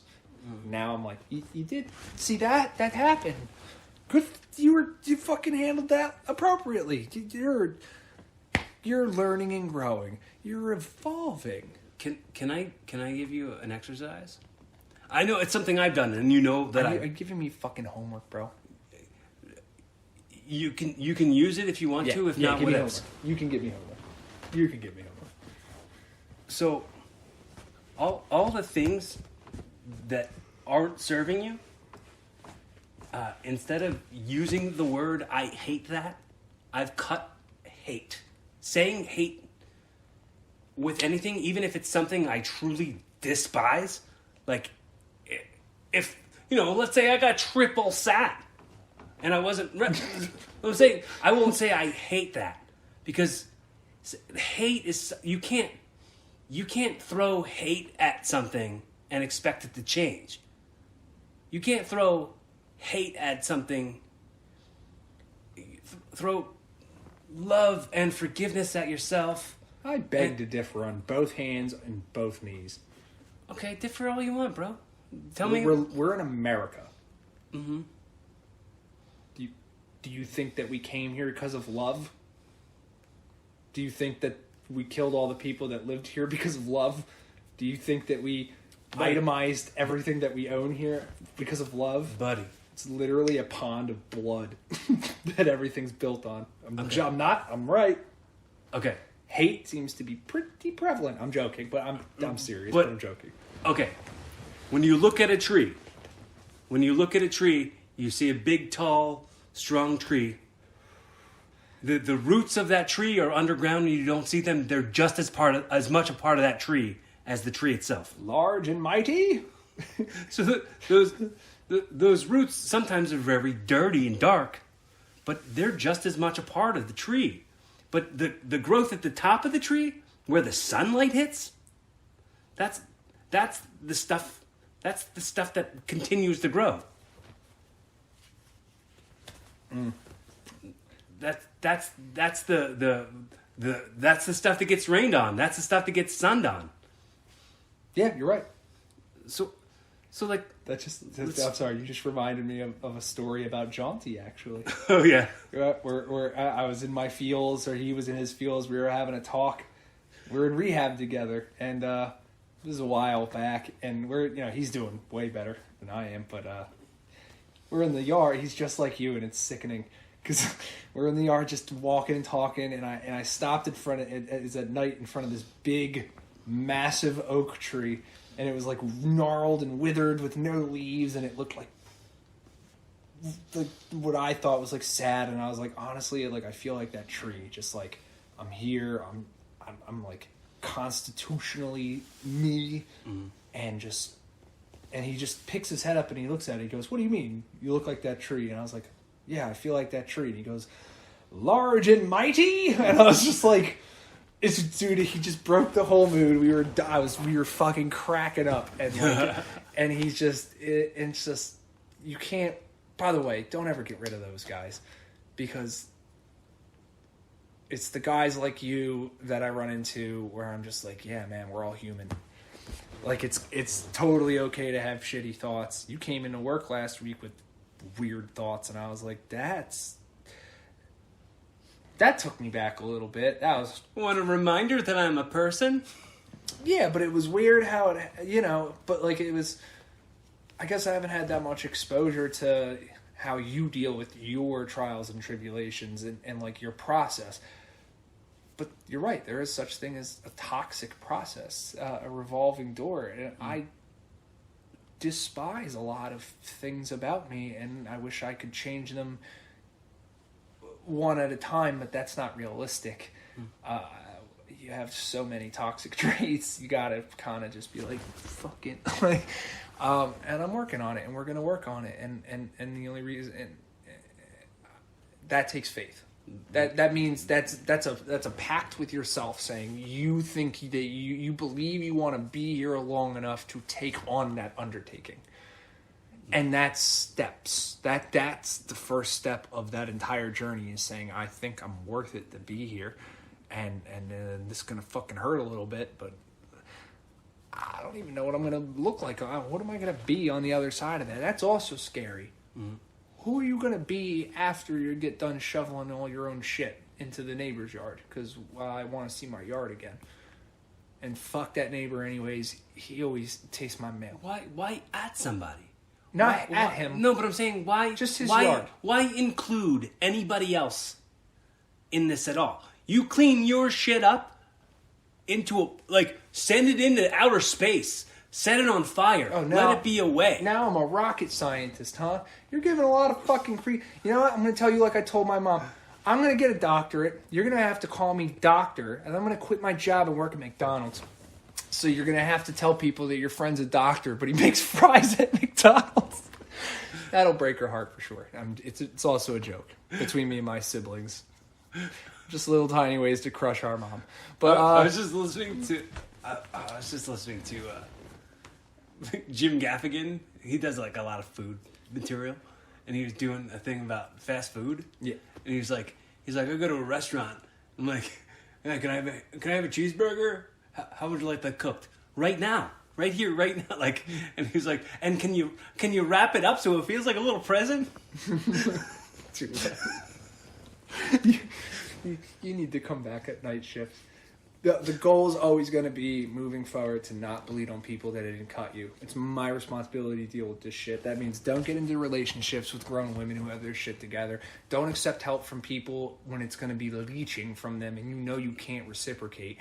Leave people where they're at and do the fucking work. What did you say to me recently? You said you don't want me to have to love you from afar. Right? That was our conversation shortly after Chris, where you told me you were cutting you were cutting things that didn't serve you out of your life. And normally, I hate to say this to you, but it's true. People do that to me all the time because I don't serve them. So I just naturally assumed that was either your kind way of saying I like you a lot, but we are going in separate directions, which is, it's true. It's something you're callous to, like you've grown accustomed to that being the normal, and that's okay, and that's something you have to accept too. Is that You've been you, you've done you, and now you have to experience the reverberations. You keep saying these little moments in time, but moments in time echo for a long time. And unfortunately, I've just got to wait that out. But each person has a choice. Do you know what else echoes really hard? What's that? Attitude. Yeah. Attitude towards it. If the attitude towards it is still, I hate it. Like, oh, that's not who I am now. That's not that. I don't want to be that. Like that attitude will ripple out and make sure that's who you do stay. If This is why we need to have these talks, because when you say these things and I say them in my head concretely, I know that you're right, and that this vernacular needs to be changed in here in my head, and not out of my mouth. That's what I mean by a successful love language with myself. It starts with me. It starts with the things that I tell myself about myself. By the way, that's it. Didn't I ever tell you what the technical definition of depression was? Go ahead. Didn't I ever do? What was it? It was the brain's inability to construct a future that you believe you can successfully participate in. That is. If nobody believes it, if somebody doesn't believe that they can do things worth doing, then they don't, and then they simply are. And if you're in a barbershop long enough, you're gonna get a haircut, is what the old timers say. So if you're just don't walk around fire expecting not to sweat. Yeah, if you're just kind of around, this is an action word. So is gratitude. Gratitude's an action word too, and that's what you are. And it's like, yeah, my sponsor can sit down with me all day long, give me all the love in the world, but he's one of me. He's one of me. He's supposed to sell me on this stuff. For me, it's got to be more human than that, because that's human is not what I've thought of when I think of myself. Well, the thing is, I brought this up. A very good friend of mine, a very good friend. I think I told you the story. He called me and he said, "This is going to be the last conversation I have with anybody. I'm standing in front of a train track and I'm going to jump in front of the train when it gets here." And wow. And I said, all right, instead of that, how about you come here, we'll talk about it, and then in 6 months, we'll be laughing about how this happened. And he showed up here, and like, we got closer than we'd ever been. And now he just bought a house. Like, he's like a property owner. He's like making shit happen because he didn't have anybody to tell him, you may be broken, but you're not permanently broken. Like, there, I can't remember who sang this song, but it was like an old country song. And it said, there's a tree out in the backyard that never has been broken by the wind. And this, whatever, it's like, our love will last forever if we're strong enough to bend. So when the tree gets, that's going right back to that big tall tree that you were seeing. Yeah, be pliable. Right. So it's like, it was like, I automatically thought of that song. It's like, you say something that you can't take back. A big wind blows and a branch will crack. And it's like, it's definitely like, how many of our branches do we want to let crack off? You know what I mean? I need to practice self-care on my own with men. No girlfriends, no none of that. I mean it. Like, this is the age of my life where it's like, dude, you got to get this. There is such thing as an expiration date to civility, I think, because at a certain age, you're just kind of like, you know, I feel like 33 is really fucking late to be like, all right, I'll be an adult. Like, well, you just said your dad was 40 years old when he became a marriage counselor and he never even was married. Yeah, but and that to me, And and what I is the hate to master's judge it, degree? I'm like, good, you made something of yourself. You made friends. You did But all that. that should show you it's never too late. But also, are you fucking kidding me? Like, the balls. Like, the fucking, the audacity. Like, you fucking... Dude, people change. I know they do. And I've talked to him, and I know he did it. I know he did his best, but he's my dad, so I'm kind of like, bruh, you got kids you don't even know. Like, you don't have any relationship with anybody that's, like, solid. Like, you don't talk to your parents. Like, But the thing is, man, and that, I, as a kid, and most of my life, had resentment towards my dad who was never there. But then I meet friends who can't be there for their kids, and it makes me give more grace to that, to the absentee father, because it's like, yeah, you know what? It's better off for me that you're not in my life. It's better for me that you're maybe dude, it might have been way better for you. didn't I tell you I had respect for him for that? He literally just made a choice. Like, he didn't hang around. I didn't get to know him. Mm-hmm. He was just like, I cannot be the person necessary. And then, but then there's the other side of that, which is, well, don't fucking knock people up. Mm-hmm. You know what I mean? But it happened. Okay. And he had to make a choice. He was like, am I Mr. Dad now? He already had a kid. He was married or divorced or something like that. I don't get it. At the time, like, he made a choice, and he was like, And he went and he did him. Because at the end of the day, that's a level of selfishness that we need to protect ourselves. It's like, we have to choose us and sanity over, and stability, and things that we know that we can do. And some people might not agree with that. They might be like, well, then you man the fuck up, you do it, you fucking accept it. I don't think things are that cut and dry, ever. Things aren't black and white, man. I got 2 little girl babies. They're 8 and 7. Beautiful kids. They are much better off that I'm not around. They know daddy's sick. They know daddy has things in his head that make him not a good role model. And we talk about it openly, candidly like this, and they get it because they see mommy got well, but daddy's treatment is going to take a little bit longer. And it's sad, but it's true. But they understand that, thank God. Like, they actually, for as old as they are, have a pretty firm grasp on that. And it doesn't mean it doesn't suck, but, like, it's true. And it's just, I feel like I need that from them more than they need it from me. It's a weird thing, and I know I've probably said it a bazillion times on here, and I've probably said it to you a bunch too.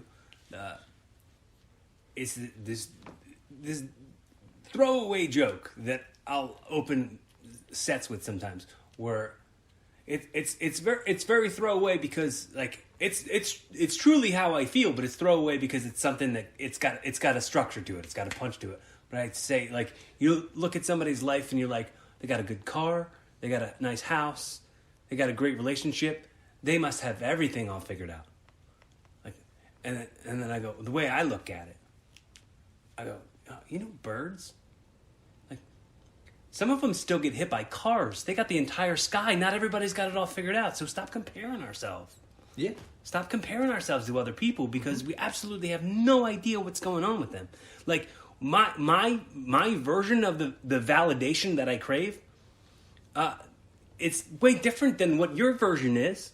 It's something my old tag partner said to me on this podcast like years ago that I never stopped thinking about it. He's like the majority of people can live their entire lives and not crave the spotlight the life the way that we do, and like they're completely fine with it. But somehow we'll like dissect every little thing because it's part of what our soul fucking kind of like the sand in an Etch-a-Sketch. You know what I mean? We're really careful about the lines we're drawing with these knobs. what a skill it is that people can do art on Etch-a-Sketches. I think they should have an Etch-a-Sketch function attached to our checks at work where they can draw middle fingers and smiley faces and shit like that. But I will say this to any normal person who would listen to these kinds of things and think, that's interesting, or this guy seems like whatever. Remember, your heroes that aren't here anymore, like I said in the beginning, the Robin Williams of the world, these guys, they all had kids, they all had families, they all had earthly ties, and they were human beings too, and they couldn't. I'm not them. I don't know what it's like to be followed everywhere I go and fucking never have a moment's peace and have so much expectation, but I do know what it's like to not want to be here anymore and sometimes feel comfortable in that thought. Like, yeah, you know what? Wouldn't be that bad. But I also know what it's like to fight. I've been fighting my whole life. I will continue to fight, and I think that's more in my nature than anything, is to fight. But there's smarter ways to fight. And now if I want to call myself an intelligent species, an intelligent human being, I'm not a dolphin or anything. I'm not really smart like a dolphin, but I think there's better ways to evolve, to learn, to grow, and to make things happen for yourself instead of letting things happen to yourself. And what do you think existence is? Oh, don't ask me this. I just did. All right. I think I don't know. I mean, it's not. Like, what's the Is reason? I don't know an acceptable answer? Does Yeah, somebody have to have a fucking answer? I mean, If you My- got my everything you ever version thought you of- wanted, would you even know what to do with it? my version of I don't know is it's similar to I don't know, but I just say, who are we to believe we deserve to know the answer? We are the most audacious. I think personally, if you ask me what I think about us, you're asking what existence as humans. Yeah, is? like this planet, like what the God, like we are completely ridiculous. Look at the fucking things that we say and do and constitute as law, like the cosmological constant or the universal. What the fuck? Like we don't even know it's in our own oceans, but we're like decreeing mathematical fucking certainties and principles in the universe. Like that's what kind of creatures we are. We are completely ridiculous. I also think that we're one of the only creatures on the earth that take and don't give. I think if anybody who really cultured life, like a biologist, how they grow in petri dishes and cultivate and continuously grow and feed. I think if a biologist were to look at Earth and humans on Earth, they would see us as a fucking virus. Mm-hmm. And I think even in our best of times, let's just say I agree with Thanos. I agree with Thanos. I'm sorry. I fucking do. Like, dude, when they say, like, when would Bill Burr say, 85% of you gotta go. He's like, what I mean? Start an initiative right now. It's like, there's a questionnaire under your chairs. It's not arbitrary.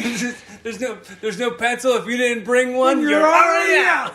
Yeah, no, it's 100%, and I would be on that list. You would have to kill me because I'm fucking useless. Like, you'd be like, well, how can you further mankind? I'm tall, bye. Like, nobody would give a shit about that. Like, what can you do? I'm fucking real good at Fridays. Nobody cares about. Well, but that's what I think about us. You can do, Brian. I'm 100% certain of it. You can inspire yourself, which will in turn inspire other people. Are we talking about the humans or me again? Because I felt like we talked about me for a while. We were talking about the zoomed out everybody. I think we should leave this to the Dolphins, because I'm going to be honest. When we're in trouble, the Dolphins aren't going to start a GoFundMe page for us. They're going to be like, fuck it. If he dies, he dies. I really just think that that's the kind of creatures that we are. We are destructive. We are unreasonable. We are ridiculous. have no fucking clue what anything is. Anything we don't know, we're just like, and this is probably what it is, so now it is so. Like, and that's it. And that's what we do with anything. Anything we can't explain, we're like Bob Ross. We're just gonna pencil in a little bush down by this babbling brook. And like, that is how the field in the book, like, that's not like how shit, that can't be how things work. That's not true. A thing that I think about, like, very often, I probably should do a little bit more research on it, and I probably should be a little bit more educated on it, but I'm not gonna shit all over myself. But like, I get fascinated by thinking about, like, sometimes the moon cycles and the stars and how, like, the waves in the ocean are all affected by the height of the moon. So you're talking about, like, how we are affected by astrology? Yeah, it's sort of, yeah, but I mean, you know, as you saying that because I'm a Cancer. I mean, I wouldn't call you a Cancer, but if you want to call yourself a Cancer, I'm an aquatic creature who is affected by the rising tides. Is what I'm supposed to be. I'm a crab. I'm hard on the outside, soft on the inside. No, but I don't identify with putting value inside of what the stars, the quote unquote, what the stars are, the cards and the stars and like that stuff. It feels too commercial, even though it's like it feels like a sacred synchronicity and like truly divine, but somehow I feel like it's too big and too vast for me to pull the specifics out of what. It's none of our fucking business. We could never pontificate it ever. And you know what? I think as humans, as like me and you, as people, where we're just like, well, we're gonna figure it out. Like, that's just not how it works. I think some things, you know what? There was a coworker of ours recently that had a little spell herself, and we were talking about her not wanting to maybe be around anymore, and I looked at her and I said, Why? What do you think is better where you're going? She said, heaven. And I just asked her a question, one simple, very simple question, because I want you to remember the society we created is that numbers don't lie, people do, right? Numbers are facts and irrefutable. I said, give me one shred of evidence, one single solitary shred of evidence that heaven is an option, or hell. And she could not answer. And then it was all, well, of course there is. I'm still waiting for that shred of evidence. I said, how about this? How about you die, you become a part of the earth, because mathematically, if you believe in that as a constant or a universal thing, like matter cannot be created or destroyed or whatever, there's no such thing as absolute zero, so you will be forever. And then eventually this planet will fucking explode and you will soar through the reaches of space. You will become comets and asteroids, seeing the most beautiful lights and spectacles that the universe can possibly behold, and you will crash onto foreign bodies and you will terraform there and you will live on forever through the... I was like, that is a beautiful, divine, natural thing. What the fuck is so terrible about that? Why did we have to stop and be like, there's a magical white wizard in the sky in a gated community that's very exclusive with clouds and a very judgmental kid, like, but if you can't go there, you're gonna burn, bitch. Like, what is so wrong with things just being exactly the way they look? I'm fine with being an asteroid. I'm dead. And if I come back as a sea turtle, awesome. If I come back as your back scratcher, all right, fine, it'll work. But, like, you get what I'm saying? Yeah, but it's not going to be you that even knows that you are that. Maybe. But, like... We have deja vu. That's fucking weird. Yeah, it is. But I don't think... I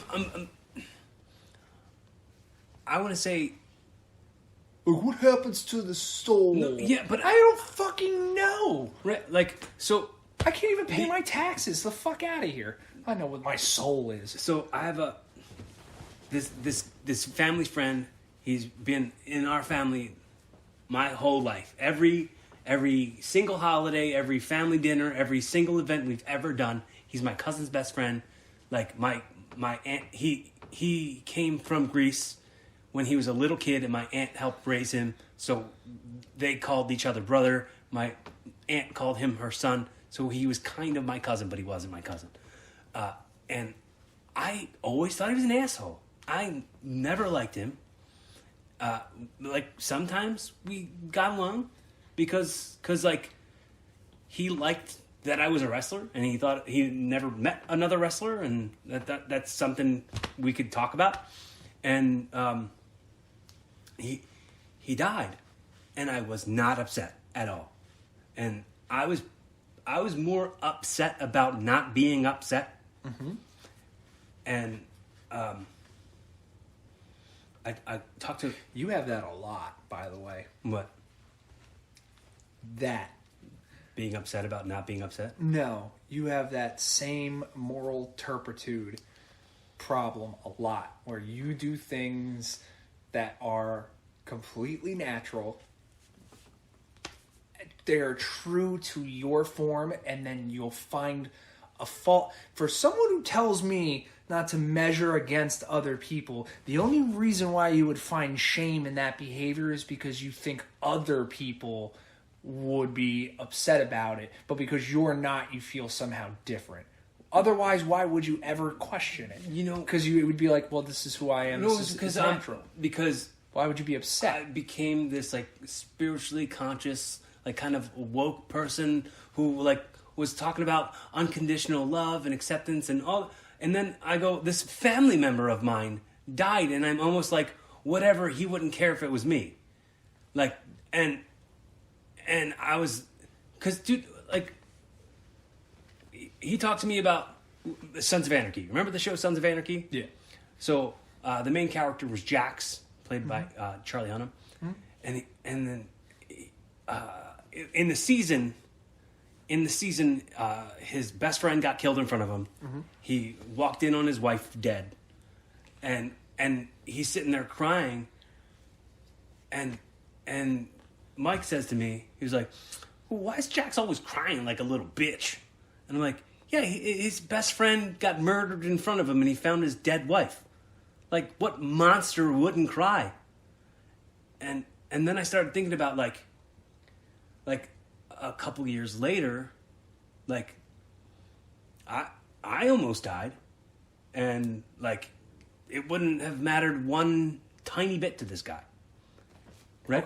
Right. And I was like, fuck him. Why am I going to mourn him? But is that fair to say? And then I called one of my friends who I immensely respect, named Brittany. Brittany's been on the podcast, Brittany Renee, and she was like, that's who his human spirit was. That was his human ego. When he's outside of this vessel, that's not who he is anymore. So pray that he learns the lessons that he needed to learn, and thank him for the lessons he taught you. And I looked at it way differently. I looked at it way differently now, where it's like when we're gone, we're not what we were as humans. No, because we're fucking dead. Some human ego shit. And the funny part was, like, Wayne Dwyer. Have you ever heard of Wayne Dwyer? I'm uncultured swine. Talk slow. I went to public school. He's like this motivational speaker. He was like kind of. I don't know who the fuck that is. Do I really seem like the motivational speaker guy? I'm really up on that circuit, boy. Let me tell you. But he said this thing just like I might have heard him say it once, and he, I might be misremembering it, but the way I remember it is the way I want it to make sense to me. When he would say the ego, break it down. He say ego, edging God out, like you think you're holier than thou. That to me was like, the human ego only exists in the human. So the whatever you become after that, if anything at all, won't care about the... I don't think so. I don't want this to that's sound... inside your human brain, and your human brain isn't around anymore. So, dogs don't have egos? I mean, it's like an instant erase, like an instant dry erase board. Can you fucking prove that? No, but So that's, this is my whole point. My whole point is to say, and there really isn't a point, but you asked me, this is why I didn't want you to ask me this question, like, what do you think? Because we just fill shit in. We just tell ourselves whatever the fuck we have, whatever roundabout. Like, well, that's the same Brittany thing was about... helping you, and she gave you a viable explanation to help you assuage the guilt that you had about the situation. However, completely speculative, couldn't offer one shred of evidence that any of that's true. Your brain then said, yeah, it's a fact. And now it's indoctrinated as a fact. That's what we do. And it's just like, when that first alien spacecraft comes down to invade us and starts fucking killing everybody, we're really going to reevaluate real fucking quick. No one's going to give a fuck about the soul. No one's going to give a fuck about any of that. All I know is I've seen videos on YouTube of dogs yelping and crying over the dead bodies of their children, as a human would. I've seen tigers attack larger tigers, which, if that's not fucking ego, I don't know what is. I've seen very human-esque behavior, and that's the reason why we call it human-esque. Like, we're the epitome of good and or comparable to terrible. We're like just monkeys. Right. We're like, if a fucking dolphin does something like, be like, wow, how very prideful of that dolphin. We are the standard to measure all things against in the universe. Like, that cannot be true. I think at the very end of everything, if you don't fucking like something, you don't like them. When your soul leaves your body, I don't think your fucking soul like that. But I think its perspective, if it had one, would change, because you're no longer limited to a certain vessel. You are now. You are just not. It's like, I don't like you in prison because I gotta look at you every day. But when we're out of here, yeah, you're kind of like California. You're fun to visit. I like you. Can style. I don't want to fucking live there. And I think that's more of like what the things I tell myself. I don't deal in I don't worry about fairy tales. I'm not worried. I can feel. If you ask me if I believe in a soul, yeah, because I've touched demons. I know I have. I've literally met demons in humans, and I know because they're the way they make my skin crawl. And I'm a big guy, and I'm mean, and I'm like, I don't get scared or creeped out by a human being, I guess. Like, there's no man I'm gonna look at and be like, oh. But I have. And I've also met angels in humans too. And if you want to I will call them angels, because the way their presence was encompassing, healing, warm, and very strong. Like, could not ignore them. Like the energy you have.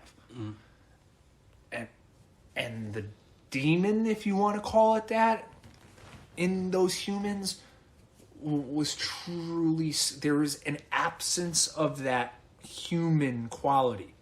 The warmth, the person. There was just a personality that had been garnered through existing in that body and seeing and beholding. But when it came to, like, I can tell you, it wasn't there. Like, there was no regard for the sanctity of the fact that we are alive. And we should be prideful. Look where we live. We're moving 26,000 miles an hour through space around a giant fireball, protected by an invisible layer of whatever the fuck, bunch of chemicals that we just made up and just named and said, fuck it, this is what they are. And, like, that's how we live. That's our life. We are on a literal death ball in the vacuum of nothing, in the middle of a thing that we don't know anything about, in vessels that we don't understand how we got here. We are told to do certain things all our life, contrary to what we want to do. But in the end, what we really want to do, what we really, really want to do, is hurt things, kill things, conquer things, and we don't. It doesn't really matter. And you want to know how I know that that's our true nature? Because peace is a struggle against our very nature. We have to try a conscious effort to be like, no. Because if there was no consequences to killing people, you know how many fucking dead people there would be? Mm-hmm. Everyone, there'd be like 6 of us. Yeah. That'd be a hell of a podcast. No, you know what's real strange? And I was thinking about this earlier. My mom was telling me the story about her friend who had a brother whose downstairs neighbor was high on drugs and came upstairs and killed him because his music was too loud. Yep. And he's back out in the street. Like, he only served a couple years. And it's funny because, like, I was thinking about, like, the whole, like, the fear of not killing people usually is wrapped up in life in prison or whatever. Yeah, and if there was no consequences. But what like, do you think people's if we like The Purge, the movies The Purge, fucking guarantee it. 100 best fucking movie I've ever seen because it was the truest. People are fucking dirtbags. Did you see the Purge Planet episode of Rick and Morty? Yes. Yeah, I've seen all the... Yo, bro. And the Rick and Morty episode I was thinking about when you were telling the story about the proof of heaven or hell was when he was like, my belief is that I must be killed by a true warrior to get into heaven, so that's why I've seeked you out. And then they went to like this diner, and Rick went to the bathroom real quick, and Morty was like, oh man, it must be nice to have that kind of proof. And the guy's like, proof? You need proof? Screw this, nothing matters. And he ran out the street and he got hit by a car, and then all these demons dragged him. He's like, it's all real! I blame you! Yeah. That's what I mean. It's just like, guys, calm down. We're here. We're a bunch of retards trying to figure it out. Nobody knows what the fuck's going on.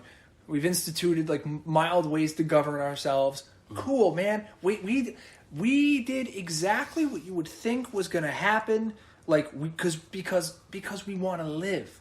The strongest notion any of us have is wanting to continue to live. So isn't it amazing to meet an addict whose brain literally is contrary to their fucking primary operation status, which is to keep living? We don't think that. We don't give a fuck. Because it's not important. How we live is important. We don't care. I don't care if there's a God. If he's up there and dude, my bad. Replay my greatest hits, like Bill Burr said, oh, I know about this right here. He's gonna be saying that a lot. Did you ever see the movie Defending Your Life? No.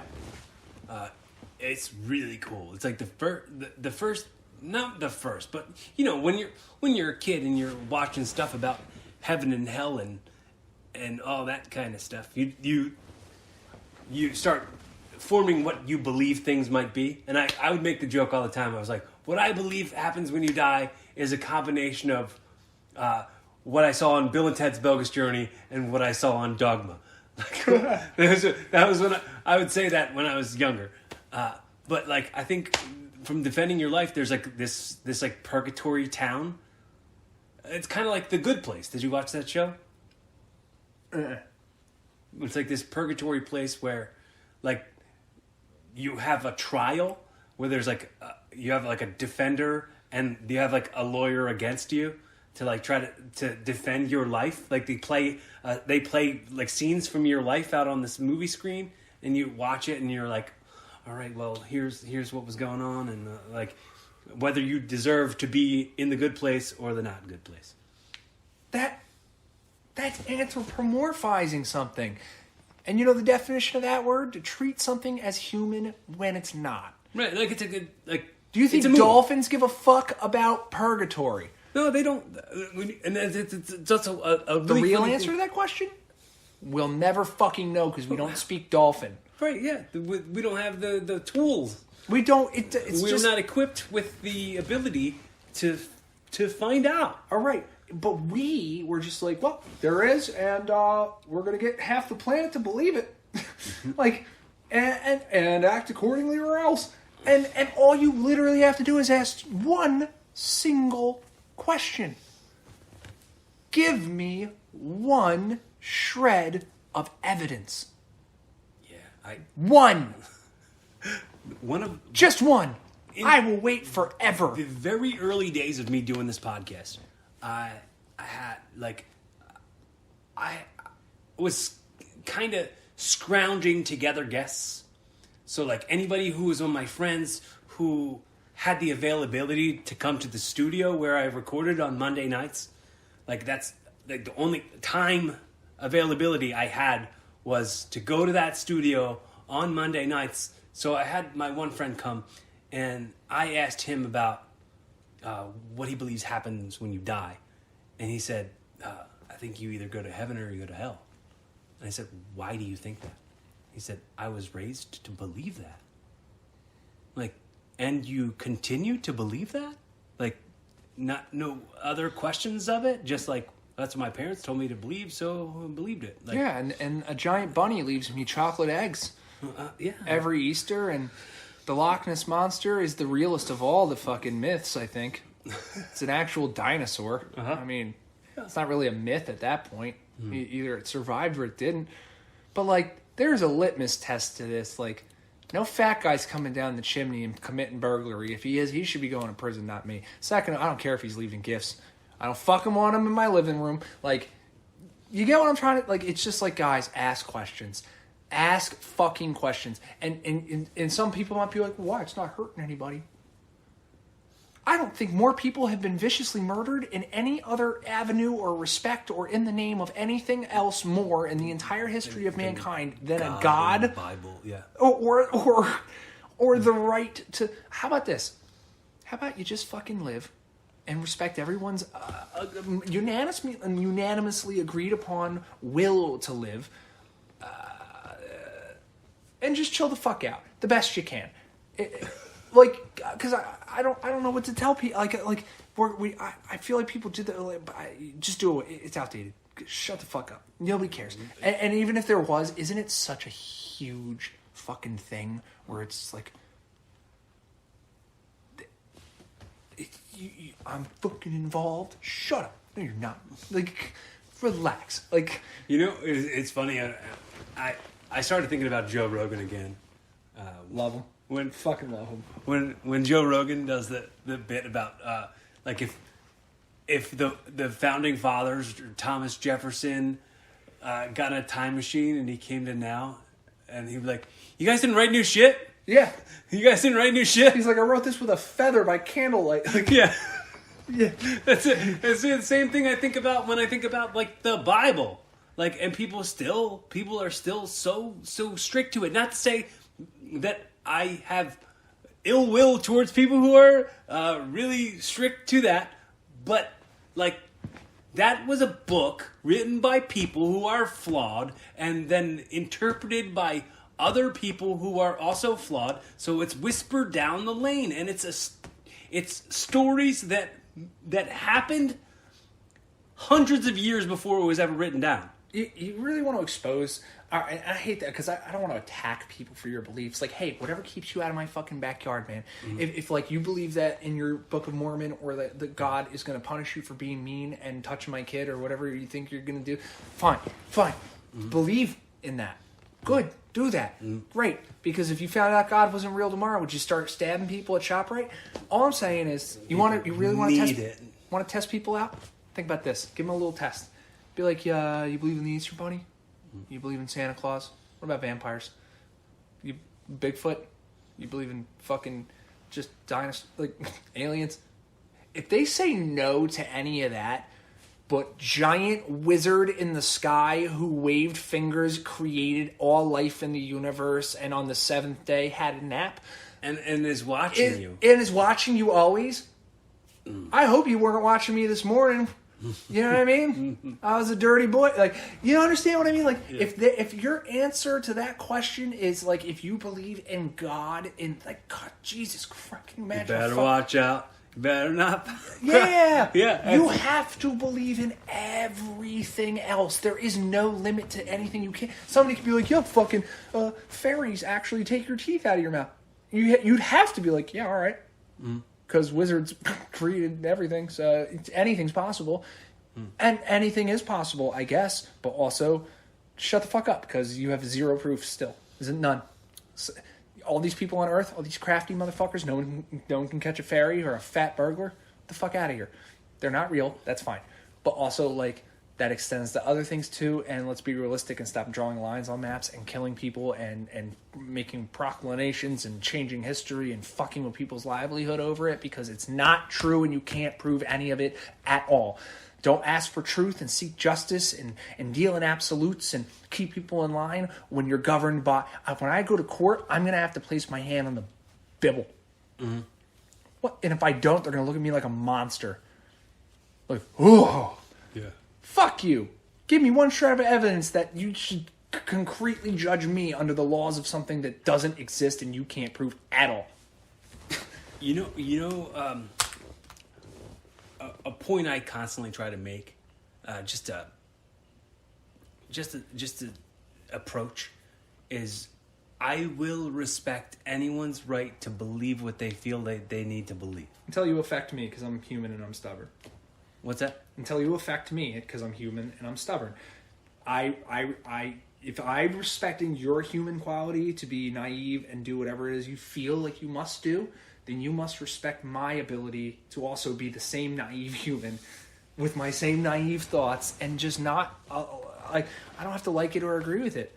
I really draw the line at killing a lot of people over it and judging people on it. Well, can you agree that that's true? Something I get real wrapped up in my head about is, it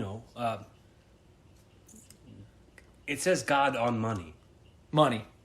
It says God on money. Money. And people hold money over everything. Yeah. So money will fuel a war. And in a war, you'll have to kill people, which God says not to do. Lions do it all the time. Right. But God didn't say that lions don't have to kill. It's like... Yeah, he also drew the line at the deli aisle, too. You can't eat fucking meat on Sunday or whatever. Shut up. That's stupid. You created you care what we eat? Fucking judging our diets now? Yeah, you taking created our caloric all that intake. Yeah. Fuck are you talking? None of it makes any sense. All of it has our dirty little fingerprints all over it. It's just as shitty and stupid as we are. Don't ask... I don't care that you believe in that. You can privately... Even outspoken, I don't care. Just like, bro, when it's so... It's weaponized. You didn't create this out of like water flowing through rock over time. You created it with sharp edges and knives and bullets and tanks and children dying and fuck. And look at the world. We are all the same people. And like, you cut all of us. We have the exact same anatomy, and there's lines all over the map.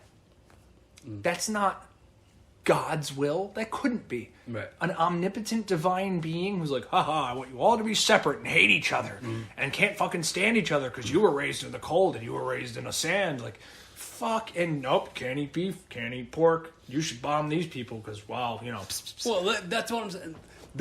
Someone's just going to be disappointed on Judgment Day. So it was translated from Aramaic, right, into a billion other languages. And in those interpretations, that's where the meat shit got thrown in there. That's because somebody who read it and was transcribing it thought it was bad. Are you talking about the King James? Or whoever. I don't know. That's who's more responsible for it. King James and his court and his scribes That's why there's the King James version. There's literally the name of a person on the Bible. Did you ever see the South Park with the dum the Scientologists, what they believe? And oh, it's great. It's fucking great. The story of the Book of the Mormons. Yeah, that was the best. But you know who my favorite group is ever? And I know Americans are going to hate me for this, and it's fine, and I'm totally fine with this. It's okay. Half the audience isn't American. Yeah, that's fine. Whatever. Half the audience who listens to the show. You know what's great? In other countries. When you ask people what they think of ISIS, and they're like, "Oh, scumbags, evil," but I'm like, they don't seem familiar to you at all. Not at all, huh? Not even a little bit. I feel like there was another group of guys. Hold on. Didn't they go across force converting people, chopping heads off, murdering babies, blowing up libraries, denouncing everybody else? There was this whole... it was the Crusades. It was the Christians. And they're the largest, second largest, maybe first largest, I don't know now, denomination in the fucking world. These people the literally difference is followed they didn't the have blueprint video of the cameras biggest guy. or Who machine gives guns. a fuck? It Yeah. happened. Yeah, it did. Yeah, that's And what I'm we're saying. The people. record of it doesn't exist as concretely as Yes, it does. like the physical evidence. I'm Yes, saying. it does. Like the videotape, you can't watch them cut people's heads off. No, you could just look at the endless murals and paintings and go over there and see black guys in the Congo that are Christian. The fuck? Like, that's not a natural occurrence. You understand? Like, that was brought to them through sheer violence. All those guys did, ISIS, they were like, fuck you guys. We're going to follow the blueprint of the toughest guys on the block. They did it, and they got respect. It's our turn, and they fucking did it. You don't have to agree with them, but you don't know what the fuck their life is like. I'd be pissed off living in the desert, too. If you had to live in 110 degrees every day of your life and 30 degrees at night every night, and your friend was a goat, and your wife you never saw because she was under a giant bed sheet, and your kids, you got to teach them this complex ass language, bro. We can't even speak a 26-letter language right. Like, we're retarded and we're frustrated and we bomb everything. Their life sucks, and they're constantly being invaded for things that are under their feet that they can't utilize. Their government hates them. They're constantly being utopianized and moved in on and fucking... Bro, as a people, they should just kill everyone because they're fucking pissed off. But we're bigger than them, so we do what we want. And, like, I may have just been... I don't read, so don't judge me. But, like, also, dude, like, I'm not far off base. Like, I'm really, really not. Can I also mention? I just don't like it. I don't like how it's favoritized and how like once we got what we want, we're like, all right, truce, Yeah. truce. But and like we call someone a good Christian boy. What, a vicious murderer? You know, like when someone calls somebody a God-fearing man, or they call themselves a god. Oh, I'm a God-fearing man. Yeah, why? You're a fucking psychopath. Why? You're Moses. You're Moses. It's like... What would you do if you saw somebody in the park talking to a burning bush and they were like, God's telling me to free my people? You'd lock them the fuck up. We're reading that story in the Bible and we're like, you get him, Moses. Get the fuck out of here. You either, like, dude, you know, like, dude, ask a question or two before you start coming knocking on my door. Do you have a second to talk about Jehovah's Witnesses? Why? What do you witness? Oh, we don't like witnesses around here. Get the fuck out of here. Like, yeah, It's like, I'm not wrong. If most people weren't afraid to appear this way, they would probably talk like poop. Can you imagine me on CNN? They'd probably have to kill me afterwards. I wouldn't make it out of the studio. well, I'm not wrong, dude. Just ask a question or two.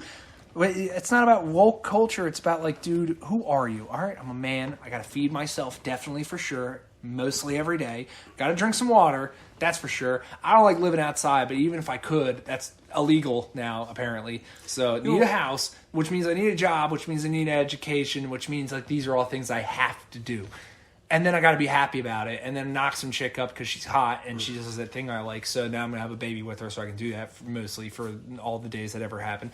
And then I hopefully I'll live a long time, long enough to pay into a fucking retirement where I die and she spends my money until she dies after having an affair in the nursing home while they trade pills over backgammon or whatever the fuck they do. I don't know. But mostly that's a pretty accurate summation of life. You'll go on some trips between there and sail a boat. Maybe get a dog. See, I refer to myself pretty often as a spiritual nihilist. What does that even mean?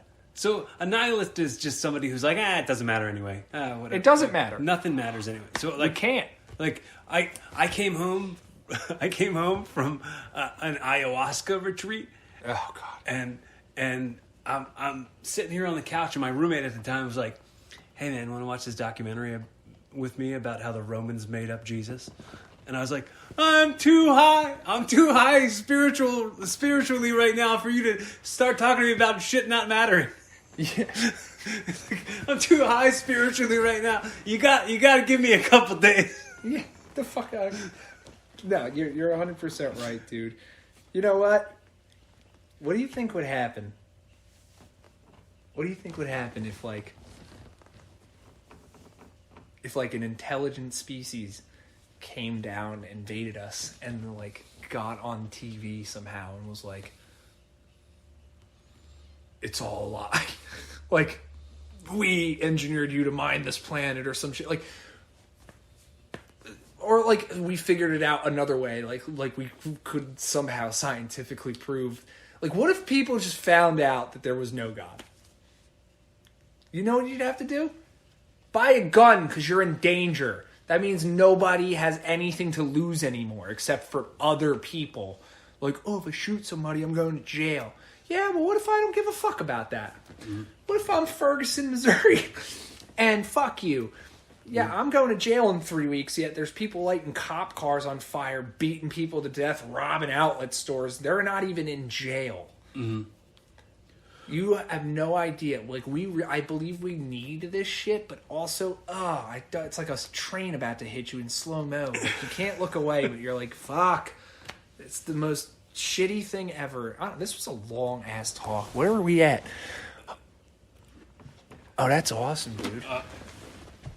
This is a lot. Who's gonna listen to all this? That's what I was about to mention. Like, whoever's listening to all this, you're a brave soul. And also, get a fucking hobby. Whoever sat through and listened to this whole thing, you know what? No one's probably sat through and listened to the whole thing. Chris.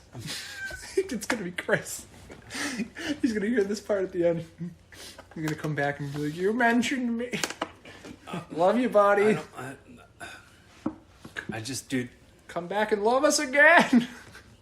It kind of breaks my heart a little bit, honestly. I mean, let him run his. Hang on, I'm gonna say sometimes people will really, really hold on to your space and really need you, and you're there for them, and then you get no thanks for it.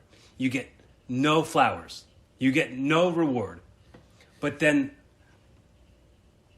Chris went through this same shit over 10 years ago. And I was there. And I was like, dude, I love you. I unconditionally love you. And then him and his mom, his mom and me would chat all the time about how to get his meds right and get it all regulated. And I had to distance myself from Chris because of his mental illness. Because it was getting to the point where it was reflecting badly on me. And I didn't want my ego to like cut my friend off, but I knew that if I was going to continue to take him to shows with me and he was going to hop in the ring and embarrass me and like try to hurt people, like I had to cut him off. And I let all this time go by where I wasn't talking to him.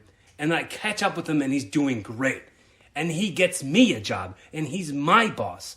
And I have this whole new, like, wow, when you don't give up on somebody, when you don't fully give up on somebody and you always have hope for them, they can pull it around. Then his mom dies and he loses it. And he keeps swearing to me that he's fine. He was sitting here in this fucking room with me. And I always wondered if the times he was the most manic, the times that he like would like where I had to like fight him, like where I had to like choke him out to make him like stop doing what he was doing, if he remembers any of that. And he would show up at my house and at my mom's house and at the neighbor's house, and he would walk down the street with one shoe on and one flip-flop on, or just no shoe or sock on the other foot. And when he sat here with me a couple months ago, it was him and Justin and I, my brother Justin, and I we were talking about the shoe thing, and he said, "Yeah, that's a pretty telling sign that I'm going through something. If you ever see me like that again, say something to me." And I did. I said, "You said for me to say something to you if I was seeing it again, and I'm seeing it again, and I'm concerned." And he went, "No, man, that's different." Oh, that was like, oh, I said if I was wearing one shitty shoe and one nice shoe, I'm like, no, there was no caveats on it. It was, if the shoes aren't right, you ain't right. And now like your delusions are letting you blow my legit concern off, minimalizing my concern when I'm not minimalizing my care for you and my concern that I'm reaching out. And it's like, you're heading down a path that's not gonna do anything but what I really wanted to do. What I really wanted to do was I wanted to have Chris sitting right here and have this conversation with Chris. But he's fucking gone. I don't know how to possibly get him to come back. And it breaks my fucking heart every day. Yeah, you do. My sister had a conversation with me last night, and before we even started talking, she asked me how I felt about talking to her, and I said, "Fine, why? We're adults now." And she was like, "Because we gave up on you." She's like, "I gave up on you." And she said, "I never should have." She's like, "I used to talk to you, and after we get done talking," she's like, "I would have anxiety attacks and little breakdowns." And she was like, I don't want to tell you anything like this to make you upset, but she's like, when you were in prison, I would think of what your life would be like your day-to-day life, and everyone would pretend like they wouldn't, but I would. And we let you do that by yourself, and we thought that if you wanted to be with us, that you would fix yourself and that you would come to us, that you had every opportunity to. And it never occurred to her later that it would make her feel like that. And I said, "Well, is there anything I can do to absolve you?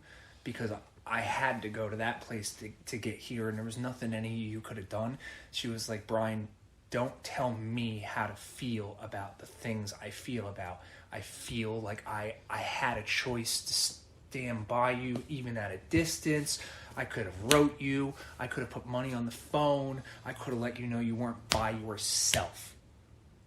That I loved you because I always have, and you're my brother. But I didn't. And you went through all that by yourself. And when you love somebody, you love somebody. That's not conditional. So if there's ever a point, my advice to you, like if I go outside and get hit by a car right now, would be if that sentence that you spoke to him unconditional was unconditional, if that is who you are, don't bring him to fucking shows. But he is hurting, and this person isn't his choice, I promise you. Mm-hmm. So if it hurts you a little bit, it hurts you a little bit. It's never going to be fun to not see somebody be their best. But what'll hurt you more is taking those steps back and later being like, I left you all alone to fight the wolves. You don't have to do that. He can't hurt you any other way than he already is. So that's happening. You might not be able to reach him, but you are a good man, and you will be upset that you didn't try, because he's your friend. So I know it's hurtful and it's shitty right now, and he's doing nuts shit, but he needs.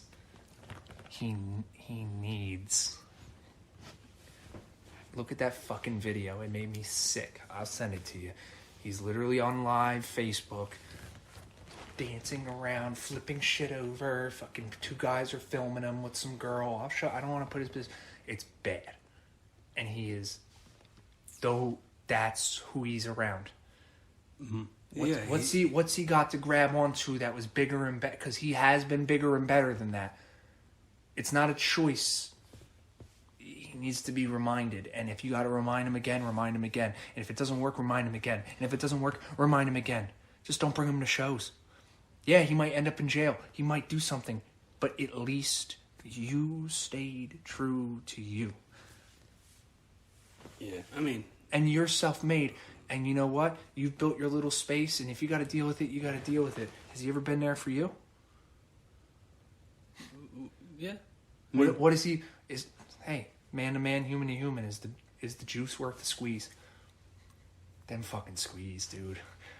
Regret is way too heavy of a price to pay for a little bit of time. Mm-hmm. He's a really special guy, dude. I texted him on New Year's. I texted him on Christmas. I just wanted him to know that he's being thought of. I see him when he comes into work. I hug him tight. When you're not there, I want him to associate care, warmth, humanity. He's not in good shape. Yeah. But you are a good man. So go do what good men do. Mm-hmm. And nobody ever said it was going to be easy. And nobody said that you didn't have to be tough to do it. I think you're pretty fucking tough, so I think you can take it. Yeah. And if he ever hears this one day, I think you're dope as fuck. And I think that you're crazy as fuck, Celia. And I think that we need you around, man, because you're proof that you could be a professional. And remember, it's not just Fridays. Life is just burgers and beers, man. It's burgers and beers, baby. All right. I miss you, buddy. I really do, and I hope you're okay. And we're going to get you back. I'm going to send James in there. He's a little bigger than me. He can handle it. I really wish you're okay, and I hope your spirit heals.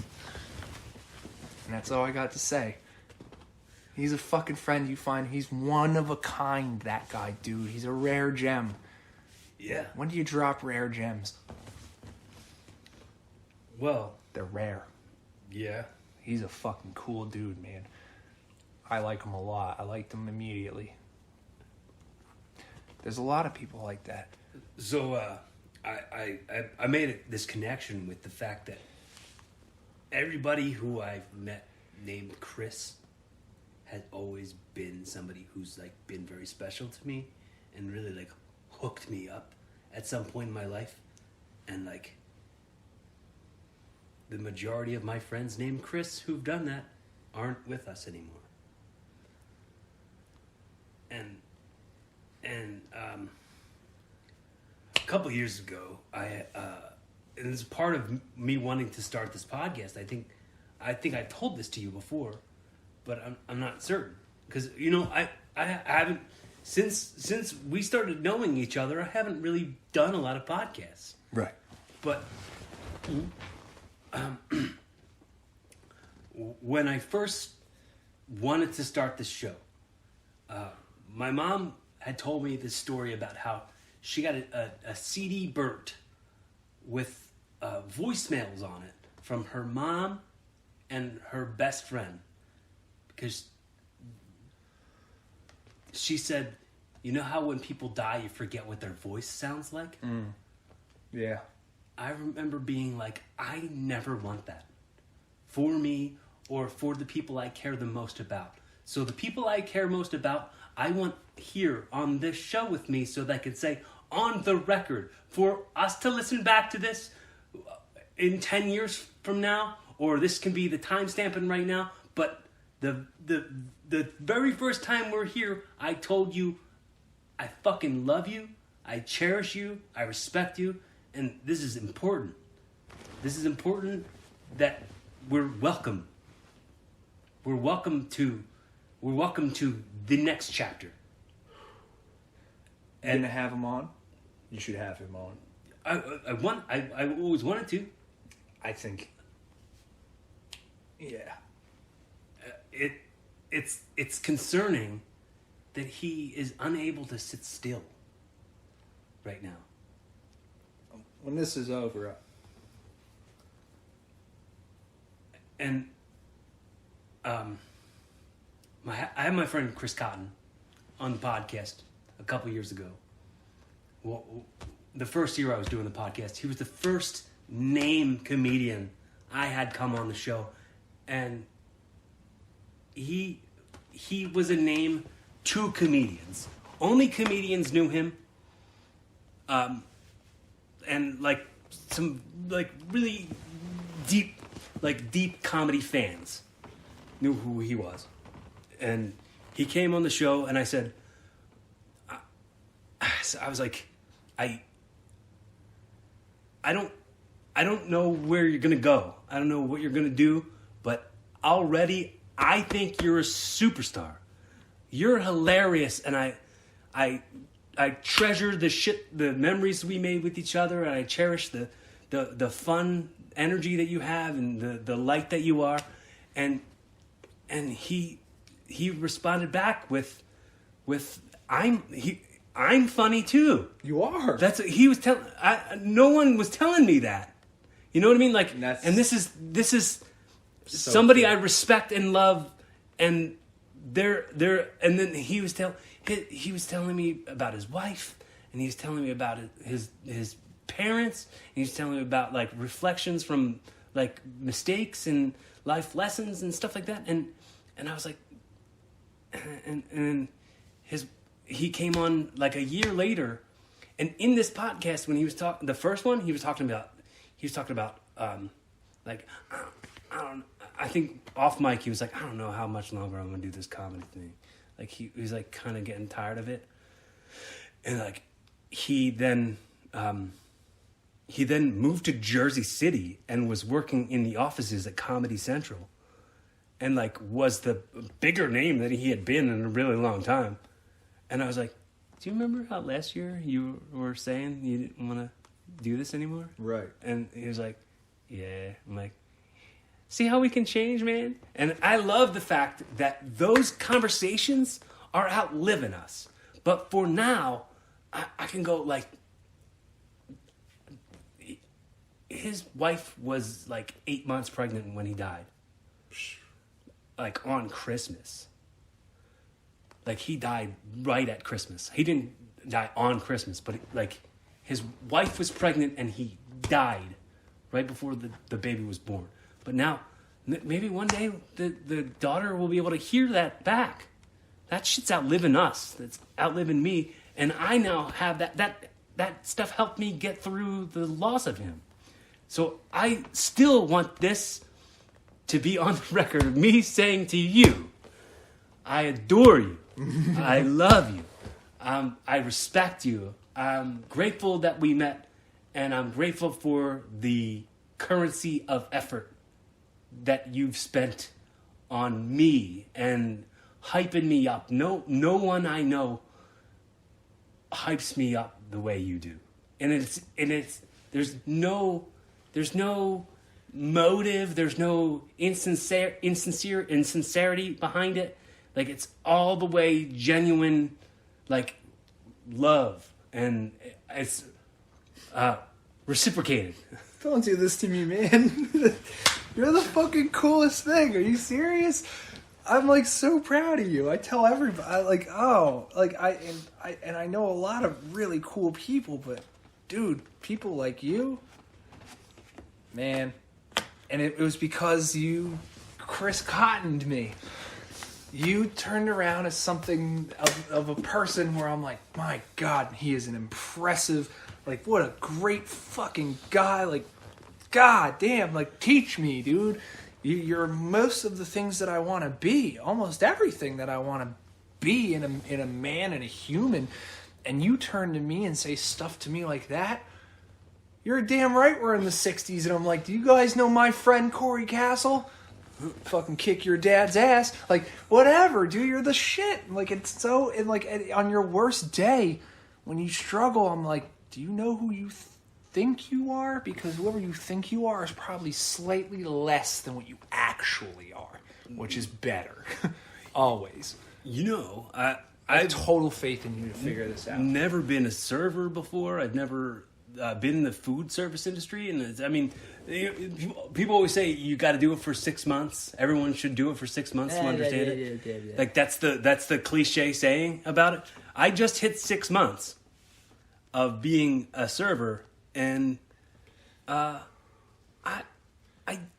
don't hate it, but I don't like it. It'll teach you valuable lessons. It really trains your brain to be multitasking, memory. Mm-hmm. Hey, do you ever see me wear an apron? Do you ever see me write anything down? Mm-hmm. No. But you know what? You know, the only two people in that restaurant I ever see doing anything, they sit down and talk to their tables. Who are the two people that work there that sit down and actually talk to their tables? Marco does. I don't think I've ever seen Marco do that. But you work with him during the day. But me and you. Me and you. Because we're people. Mm-hmm. People. We love people. People are our favorite people sometimes when they're not shitty. And that's cool. But, like, I will sit down and talk to anybody about anything, and I don't care. But you're just easy.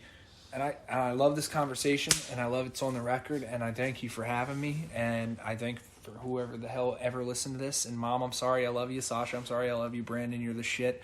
Phil, you're an amazing father and a role model. And to anybody who's ever invested any time in me and didn't think that they saw worth or have it pay off, as is most people's real fear, it did. It kept me alive in dark moments, and I really appreciate that. And hopefully we can share brighter ones in the future. Two super quick things, and then I'll send you off with a hot dog and a handshake right off into the sunset, as they say. I get a hot dog out of this? This is bitching. So I think the old indie wrestling joke is that was what your payday was, because wrestling paydays are so weak. Yeah. They say hot dog and a handshake. So I now say that at the end of every episode. Nice. But the one thing I had this segment I call Audio Time Travel, where I say, and you kind of just did it without me even bringing it up. Say, considering we were talking about this stuff outliving us, or just being on the record, the people who love you the most, the people who care about you the most, your daughters, 20 years from now, stumble across this recording, and they want to hear a direct message from this version of you. Timestamp on right now, lessons you've learned, wisdom you can impart, some sort of advice from 33-year-old dad to 28-year-old, 27-year-old daughters. If you date before you're 40, I'll fucking kill you. If I'm dead by then, I'll haunt you. I don't care if you become strippers as long as you're happy.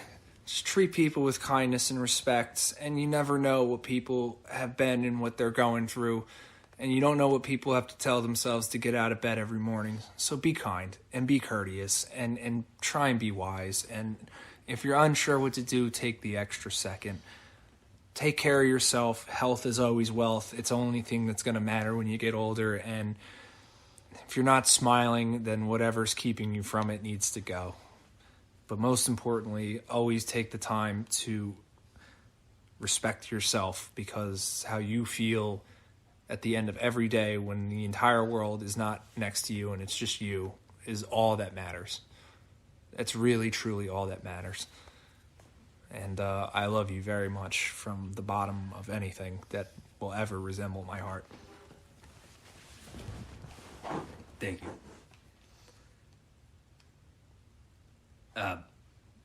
The way I wrap up every episode, the way we wrap up every episode is I was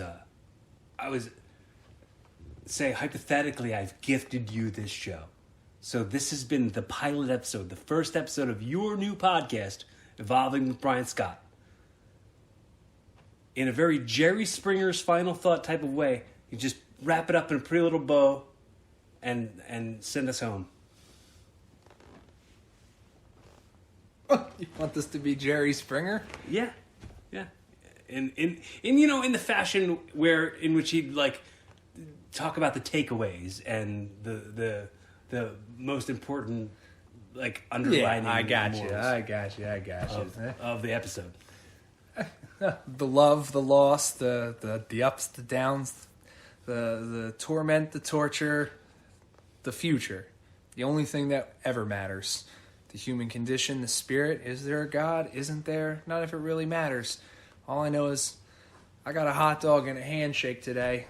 I've got one friend on planet Earth who loves me and a dream. And to anybody who will ever listen to this in their entirety, I hope you learned a little something about what it means to be the underdog. And hopefully you can help them be a bigger dog in whatever fight they choose to fight, on whatever private battlefield they choose to battle on.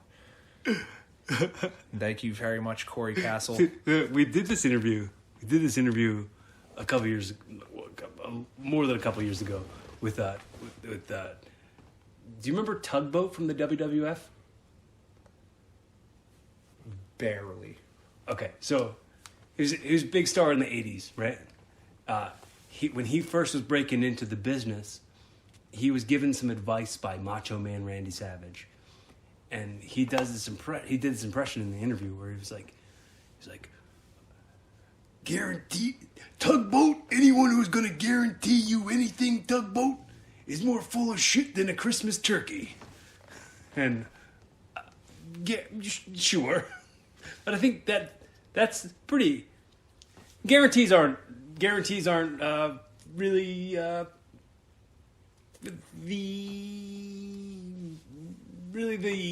the wagon hook, the cart to hook your wagon to or whatever. It's like That was a good try. Putting your eggs all in one basket based off of some uncontrollable force that isn't you is it's too uncertain. So be certain. Tighten your OODA loop. Be kinder to yourself. Receive kindness. And one more thing. Do you have any impressions? What do you mean? Like, can you do impressions of anyone? Like any famous people? I can sing like a few famous people, but it's the middle of the night. Your roommates, I can't do any like voices. I make fun of the retarded kid Boston that we work with, but okay. So in the Boston accent, I want you to say what we closed the show with. I'm going to say, be fun, have safe, keep evolving. Oh God, he's such a shitty. Be safe. Have funs and keep evolving with Corey Castles. Be cold, be warm. I don't give a fuck. Fuck yous. Everybody who listened, thanks so much for. Thanks for paying me the effort of the currency of your effort, and appreciate your time. And the call to action is hit the subscribe button, comment so I know you exist, and if you're feeling like you need a friend, I'm not a hard person to get a hold of, and that's absolutely another thing, dude. Oh yeah, and anything. I mean, I think you already know this. If you feel like you've got nobody to talk to, I'm here. Yeah, I know that. I call you all the time. I bother you constantly. The fact that you've given me all this attention and this effort, combined with the amount of great gratitude I have for the time and effort that the people listening have given me. I owe you. You don't owe me shit. Just keep smiling. Keep being awesome. Keep giving me something to talk about. Smiling. Keep shining. That's right. Knowing you can always count on me. For sure. We just can't have you sing anymore. Be fun, have safe. Keep evolving. That's right.